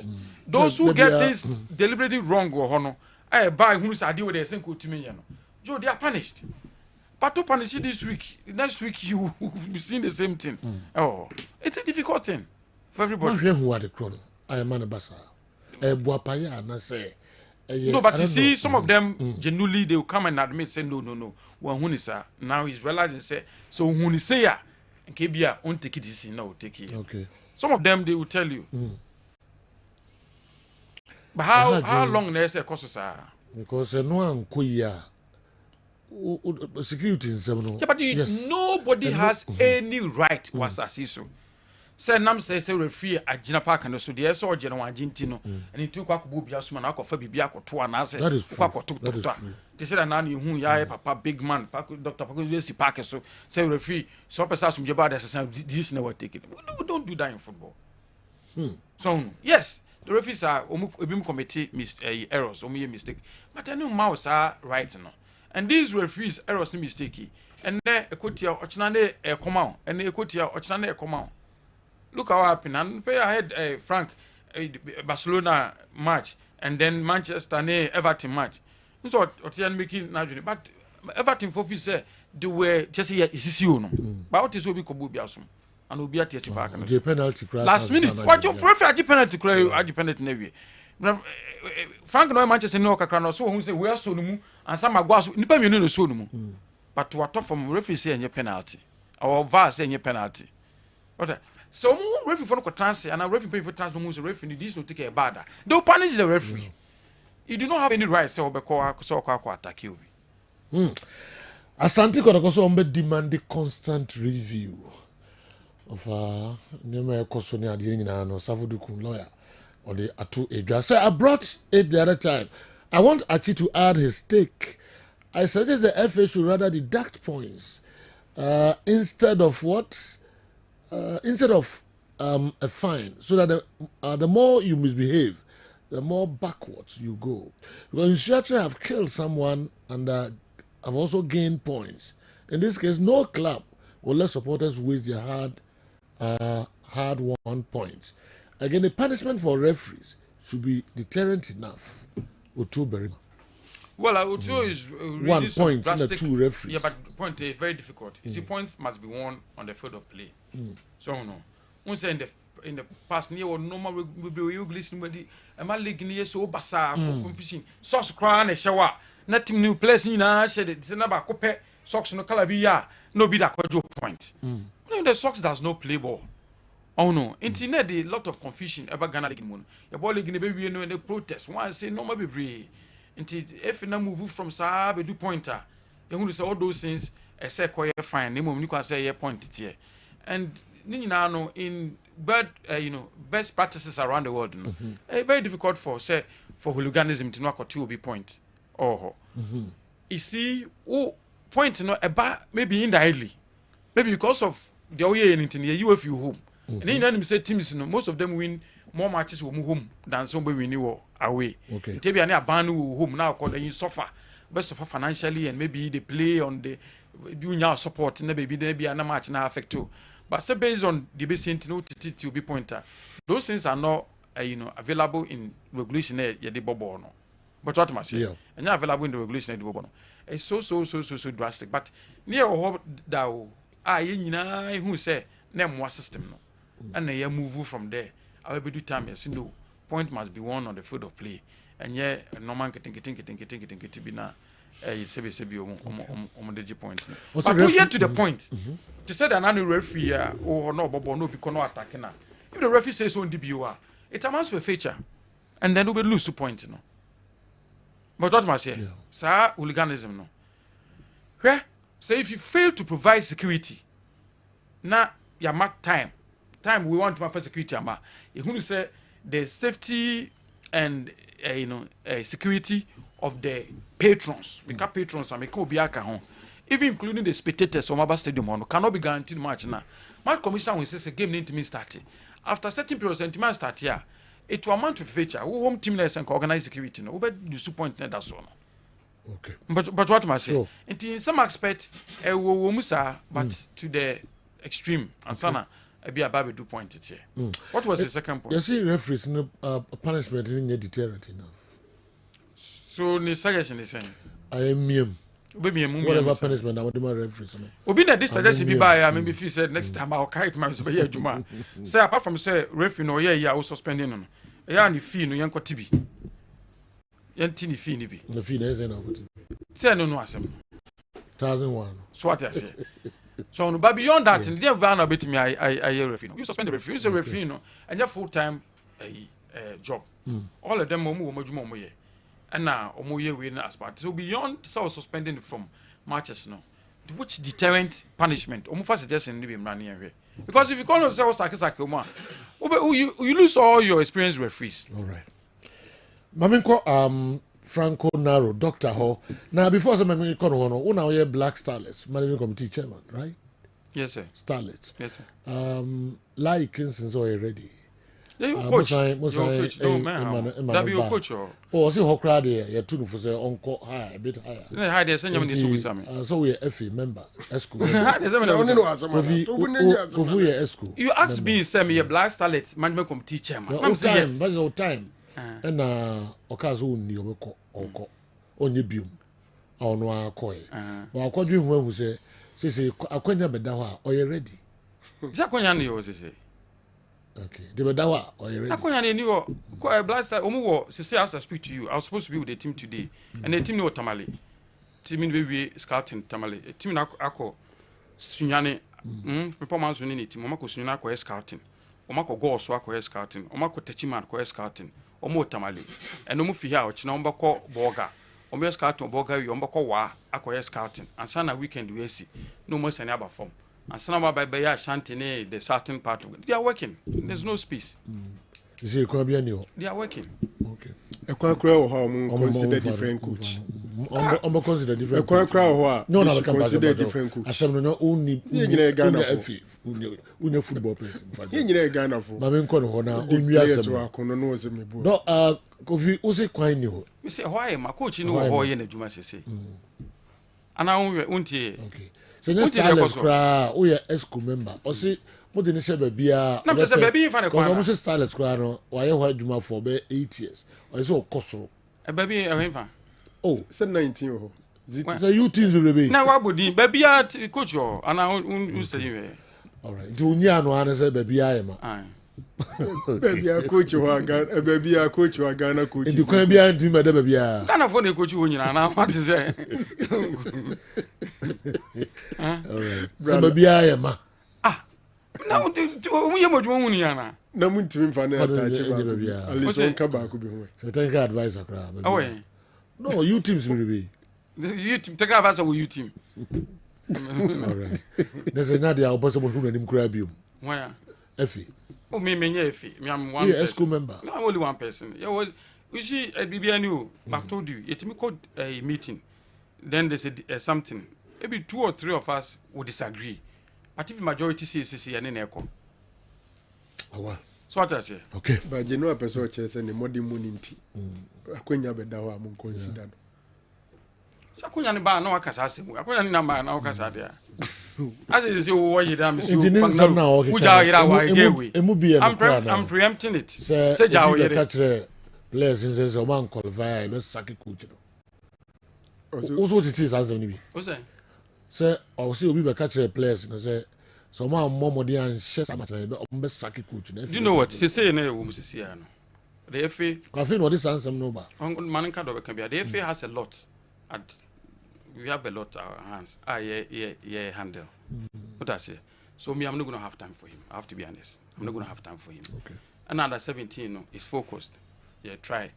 Say bit me I qualify. I was some dream with peace. And so I'm not gonna mind. Okay. All right. Doc. Ade, some no line come on name stress. Ka pese de line come on to us. Okay. The lesson kakra one say we are say abotre yeah. Abotre sometimes you have to be patient and udi nipa nsusu anu achi yodo mabe no. Yeah. One person o ma me learn a lot here Samuel J Battles. A baby by a buffon or DJ Black Stars. Na unya no one or be catch us and a regret back no. Yeah. None de na home to the bia o form only libe training ko lele ntimi final day training ko lele nye we who match dey near the natum do e bi no dey bufu so wajai but things say do e bo hu say nko tra bench mpogije na allowance na okay na nke boa no sometimes we would have to be patient. Oh, it was clearly we no. Oh yeah, lie no. Oh yeah, no. Me disappointment was how he exited. And Kwadana na Shenin no. Utim said the bond between him and the kids was so massive. In Tinanka so Kwadano. General and na so na Kaladi ni birthday. But the name of the touring Jurubia or didn't be. No, I'm saying, yeah. Why the name Kusu? My friend is Sako Bibiana. Maybe I'm going to say, the birthday is about 4 cents for funny Dimona and now black and Nimunan Uncle. Be Mike and Netti when him. Yeah. But the dear sir, by 4 cents, both of you like I said, no birthday. I'm always a deal. There are some Nameka. Who's a? There are some Nameka. But is what's all kunkum wonim dodo. There be say. Me dem show you now say we be catch me I say speaker. So that me say the be that can refuse asem. E na me show ni ma say. Sen ka me fam raw. From na name trust and say go Franco no. E dey be na me relax here. E dey be here. Okay. No be say refuse asem na o come. And na ma me say ka let me show so be can me pay. So because ebe san 50. What the birthday so nya many years? 58 years. And wa show. Last me who share ni near odi na chi. Na so come be MC. Only di kalachi. Kala person catch why. But problem is umuna you different. You say na ni nya What the fuck now? He didn't know some dia kala twam 60 but kala me ya say o di intro no so yenko. Ko say na nyina nyo. What na yo? Ose kala muna yo ni mi dey say me. So just say na ni nya fe. So Kenya ni no. Kala yo mu. So Kenya. Me ba so me so me no ewie. Oh. Me call Dr. Hoka Krema Bandi. Na fe oni achi e dey ewie. General quick pick. First of all, Division 1 FA Cup games in the course. Interesting results. Surprises in there also. Park Academy all the way from Offenso to Takwa. Eliminate Medium after 1-1 score line. Yes, so surprising. No more mushy game which is a park for no more modding. Minim say break na Premier League clubs in the coin. I affect you man. Because Park Academy eliminate Mediema. Golden Sticks. Achi Hasselhoek. Kicks. Golden Kicks are not sticks. Kicks, yeah. They kicked out Hasselhoek. Yeah. Mark kick out Hasselhoek. Na seriously has for you that powerful. The home set surprises with football. Yeah. It is true. Asamoah Boateng and Crawford. Asamoah say golden kicks most one man from one new din dia. And you're not free I can't cry no. One cock crank you. Because no chances Asamoah was saying no. And may say drew penalty Diego. I would tell Brankesi Judin. How many goals have you scored this season? I think he only scored 1 goal in the off-season. Off-season against Kotoko? Yes. Striker, you're tall from nations to Hasselhoek. Enra, umuye onana supporters kakra or ni dinda omano. Diego Nkoye ntinkanya golden kicks there. Ne do penalty shootout ayana nke say occasion for the big boys. But golden kicks again, how much omo penalties na has for boguno. I think say has FA Cup no free mon time do. So unfortunate. Then the other surprise, I think sir Atram Divisi. So chi Gold Stars. Bibiani Gold Stars, inform Gold Stars. How many league leaders are there? It's Misumum free wa. Almost watch Gold Stars a free. And it's telling me something. Kotoko lose last game against Inswatreno. I think they lost their first position. I'm here to check. I'm here to check. But okay, all right, fine. General, the other one was how Bechem struggled before Omutumi eliminated Liberty on penalties. Gold Stars not that first. Gold Stars, yes. Bechem struggled before they eliminated entire constituency. Only Brekum Chelsea. Any Premier club at Chelsea or Chi lower division side 4-1. Umuma Kenya Bre. Young Apostles ne Karela they all Premier affair. But that is the beauty of the FA Cup. 7 games. Some interesting results in your register or Adebakwa and games na me pay attention to the enhanced protocols anyhow did you when I watched it gave me an impression that the FA was right in playing the FA Cup because rehearsals for Premier League like a nearma league in resume ye pes ye no yemfa we nye bi na yenhwe na yehwe se ne nema bisi akọ. It was a good one but the sustainability is the problem here. And sometimes we game now police for those who fans are we a Ghana football fan. It doesn't also paint a very positive picture about us. Say Ghana for ye to travel sir.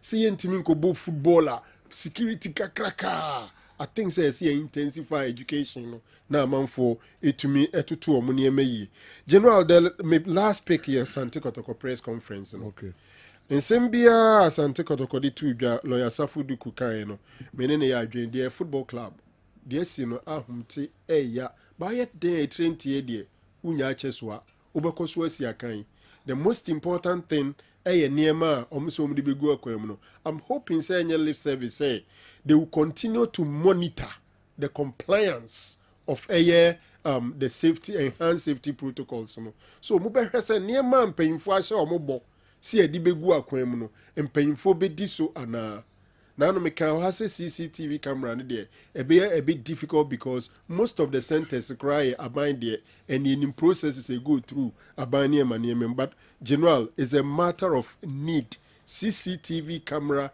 at the centers there a matter of need clubs and the good for them for example Kotokone has and Pempio Musu say and Crofo we sika gate no my dream say gate be a yetra take it be there should be a CCTV camera there that is functioning a functional CCTV camera and Crofo a be follow ye and so on na Safuduku can send be a trainer me ko free be same way because na mentiase say osi omu wi a ombekwa akwa engage omu fans no na omu ne omu di hu nkomo I was asking myself say omu ba announce agi atuma wie say ombebo afi na omu ne fans ni ko shia na but them say how the communication went no and a man is I'm told say emra ketiers or krekuba ya omu meeting omu ye no indoor no in fact na supporters leaders ni nyina kan that meeting no be including K5 Benazel Alex Menu Chairman Solo Nana yes Yamensa Usiaban omu nyina were there and at that meeting no it was almost agreed say so musie in fact yenua Kweku there by Bogaloto okay ya no Kweku ano until din Bogaloto da Kweku ano hono yedu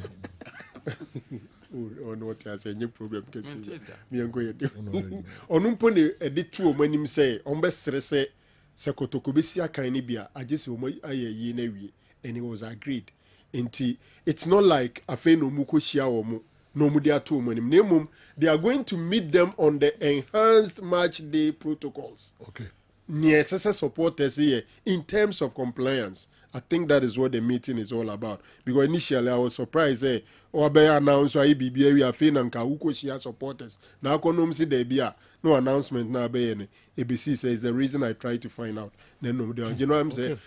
Last 1 year, and Takuna Eba Beshasien, Michael Abibu, Superzona, no, Eddie Bassey, Ma Pussy for any call. General, sports minister say school sports, are there any DH pa. Na yenia breed ni yenia breed nsɛmfo ankwada ne ano mudi na agopama no so nya agro serious edu ba bia no send people can ne ade so show mo ho a mo de yesa na ho ebu ha ne na yesa jot da bi wo na wo kan wa boni omu be di no omu ye nkitin odisa enkra e kire o ma de ntimi metima kan kire omu ye nkitin so mo twa abi wo mo ti mo na mo di nse hu no nsɛmfo mo di no nkitin general That's your man by me car. Ala se no papa karaka so mu esi opa kisi baby o ma tutu abo Ya chi obo de go nya. eti parent ne ba na hu na o gra ba ka se o de ne ka ska kra ma no o ma ne ka ska ma na ko ne papa ne ma me ne papa bi ni fie free education kura daruma ne bi a wonya kwan ko school o kwa na ne re fi baby o free ba awofo ni tie mi a mesra o ma na o mo school no mba fi o mani mobo no o mu pie ko school ma o mu sunko o ba fi a no aye ne nim decent obi antu ne bafo se super zone as na ebeba so no obi e kwa onkodi ne uni na mani hu se bi ni fie first thing no then SSA ye proactive GS for mpanyimfo niema nu aya na koso bayara eduru suzo no ye mpese ye behwe bia nim bia so video kwa ba kuma pa ni ti ni no ma no ko fi niema mu ya ho no you won't believe it eti enne ye mfrema na e bo about hooliganism and vandalism Office where them go sekai akuma sekai shishede I tell you what obe school na sekai ebi wa akuma nketenkete shi about this guys you almost we KTI for. And the KTI masters mo kasa nchese mo kola den kan What? Me office anymore ho. But no money kiti. Now on your KTI ni but wa se KTI atade. KTI no so for ya. Amuna musa for se bia. What to say jawo so am Make no achi. Aba ya pe no se KTI atade. Ejubo se kuma kuta no. Maybe I say for Eti master bi be hu se. Say that me infiltrate. Eti dia koso. Chale abopa. Pony papa kodaba. Pony. Na bebre ana ya anda friends influence of alcohol. Ajina make us teacher need to. Alomo sase. Teacher need to. Sombutum sa. Aba.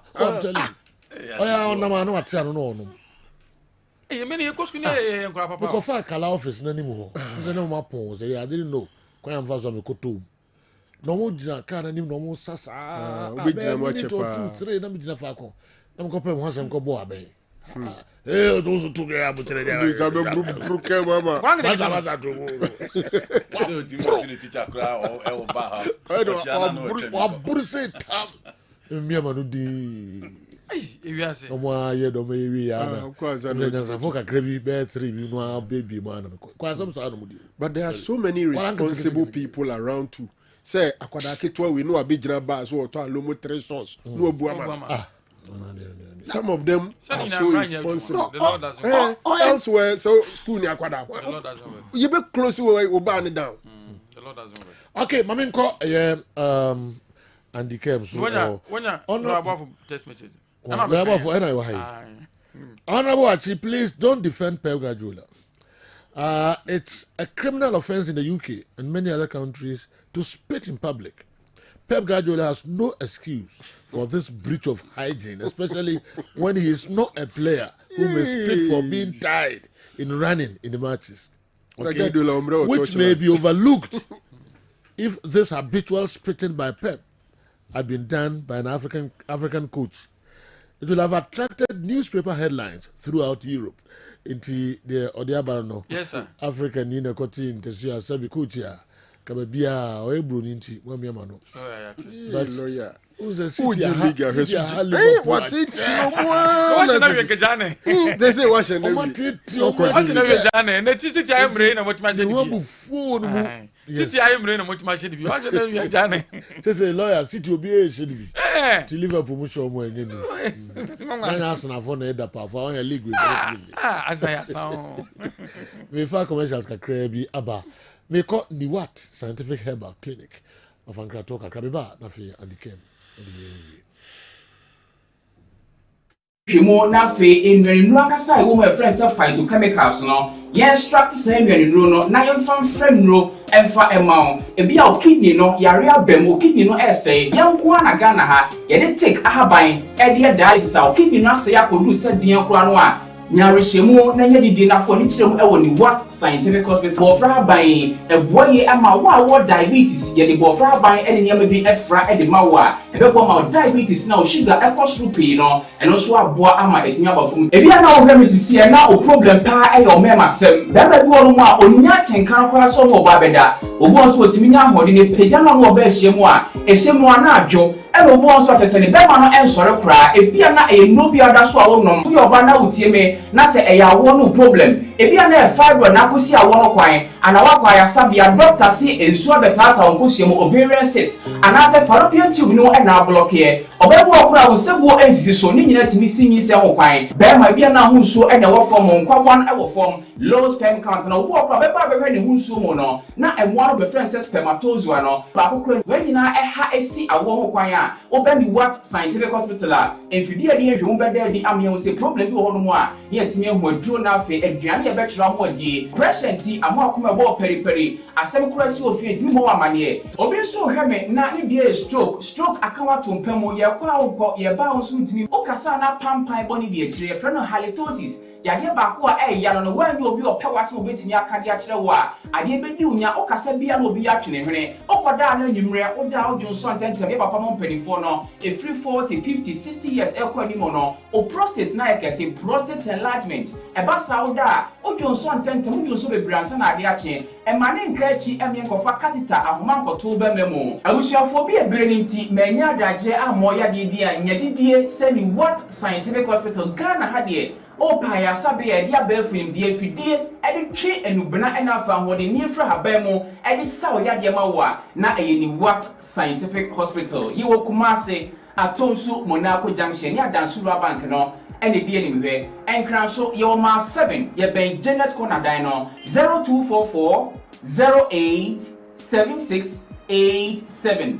In case you are watching us from any part of the world, whether you are in any African country or you are watching us from Europe, you can contact us on WhatsApp +233 244 087687 or on Google Map. Just type Niwat Scientific Hospital and you'll be given the exact location. Niwat Scientific Hospital. Nyanko Pwanda Rumenti Wamoto Edema.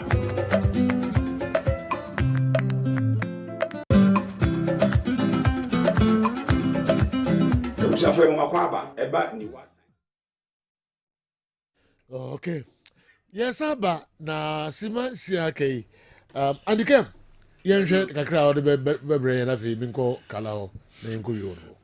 Okay, enwa ball no set to say bo 85 minutes. Nti obobo ni bi. Aba samba. Okay. Send Jejo Mary ni match. You discuss all very set. I say the moment that support is being now confidence wo mu. Hwe na ma call Santos ya. Wa announce the presence am obi en say he's arrived. Yeah. Nti that was the expectation of the fans. 3 goals in yan ho bom. That be ya was goal cry and apart from no our chance goal in the previous from game. A corner kick to back to net. Olympic goal weekend from corner. Yen twazo. You know Coach Watara has for fans na so ne so ache. Omunya no momfa jamu nachi. Because opportunity awonya has no. Coach bia ni wa coach has to focus after not even a better mumpo any nyasa opportunity. Clear chances na some about in Boguno. I don't know Watara na kabundi. Okay. Pep Guardiola on obobo on train kra no nim twen. But or any system for MS ne Javi mu na de je ba yese Pep. Nti coach is there born no mu mobi but so obo na anko ya on ye bepa mo. Asama about no me ho na meba. You know 2 players of Free Nations score has no mu na akọ e ball no mu nya bi mu. Una nya the opportunity ebo. And you know he's not delivering. A lot of people like can say he's overhyped and don't need to sign him before our call. Is it so approval or more right? Because you know opportunities are when over and over. Ya bully gawi as I started second round still. And your man fa the earlier or no abit yen who jumaye said the confidence level be basro no opportunities to say you go no ball now unya ka on keeper say the boy no kwano. You know who's a born or lacking that drive, who's or lacking that confidence to play the ball at the back of the net. Inti has to folk say FA Cups and BI not this kind of upset. But you know has Omai is so ordinary for it's normal team to beat them. And for me, the earlier Omube wake up from the Aslan banner, the better because opportunity Coach Watara Koko Drew here almost a man a chance. League no one start here on your bad. But don't check the standard of House of Fuka. You expect something better. But you know, a team from nowhere and about Beshom. For me, a piece of good news to the House of Folk fraternity. The confidence of Omanya League in Mananka. What did you say? Because the last time I discussing, when a better league, said they're not bass, Musi and GD is almost so barbage. Now we expect it's at least and come beating your EBB in the FA Cup. But it was just unfortunate and Oman TV. Okay. Park Academy Media was another shock. But the man in the shock be no ye. Kuitanko, he was part of the team that started Park Academy as a technical director. And I know yeah, Juma de Mamu. Omo kono already know Oma send the signal so many good officiating. Omeko boy Juma bibia kuyi Ediama Park and you know. Fortunately for them, Homo call Mediama first half. Omonita na chese name kuyi for Mediama and you know. Omo fight here to me qualify. Omo so ya there. A division 1 team no be remote takwa no makwa qualify no. I think say they've done really well. Mami Fonsia na yenko toaso awia nyame yadma. I always say an question bantemo asemwe na esimi Musa Achi. Kindly ask Achi ESCO's decision on Alex Cortes' interview on the alleged bribery issue of George Afriye. We if we referee be me person bonidi. You haven't made any decision on that, yes. It's not even come up. No, you haven't come up. Honestly, I don't know, but we haven't discussed it because all the discussions you're holding and saying, emergency meeting is one-term discussions on security, so we haven't discussed general football in terms in other matters arising. Kofi charge na discuss no more charge and as a prosecutor separately independently into this one the prosecutor no, but you see the difference is that staff into the what do you call it, staff code of conduct normal. Do you get the difference? So outsider only staff of the federation is all your staffer. Oh yeah, normal enya. Omu disciplinary way do a go through. What I say, but be a Bruce one now be refer the Aba Executive Council. Okay, that is the difference. We must get. Okay. Yeah, pon akasima ba ko pepe na ya peja ye mu kala kwana mo ene eye Kelsey Adepa eje na wanya 1 year. O papa na owo eye Abrandia not East Legon. Bouncer. As I say, or Achimota overhead no so. East Legon to know. The honor was to say, Kelsey at the birthday, and your birthday, we are so happy birthday. I say, only is careful. No, the only no call Achimota overhead no so. All right. I say, and then Miriam, so and your birthday, Mammy wish you so happy birthday. Miriam, my wish you happy birthday, Miriam. And then I call, I don't phone ask me wish you happy birthday. That's not Uncle Joseph, was it? Miriam, so I come watch him maybe one who took it tonight. Was on yeah, Miriam, a sister, Vincent. Yeah, Milovan, yeah. Okay. The sister Accra. Into Miriam no Accra. Oh no, me enko eni menanka wonye hu Vincent we are. Wana o na. We are so Vincent akasa. So na wo dey photo na ba. Na bezo be madi. Uni Vincent number. Ko the class of so hu Miriam. Okay,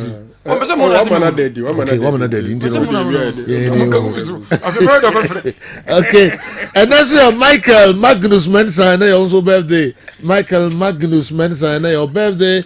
You also happy birthday. We free. What dog for her teacher Uncle Joseph. Also happy birthday. And I feel Julius Nikwe Kote on Uncle Joseph. So I'm also happy birthday. Okay. Yeah. Mensuma wish a Cashman. Mensuma wish a Cashman birthday or Morocco or Tom and Nema Elhodina. Okay. Picture and that's Cashman, happy birthday. No, go back. Would be back? Okay. Miriam Namani is 0244.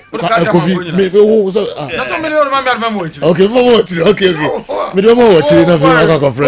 all right, now breaking news. I will phone so much. I said, I'm say no nine pepe. Was I Kofi Champions? Me share the children for number no mano. Enti the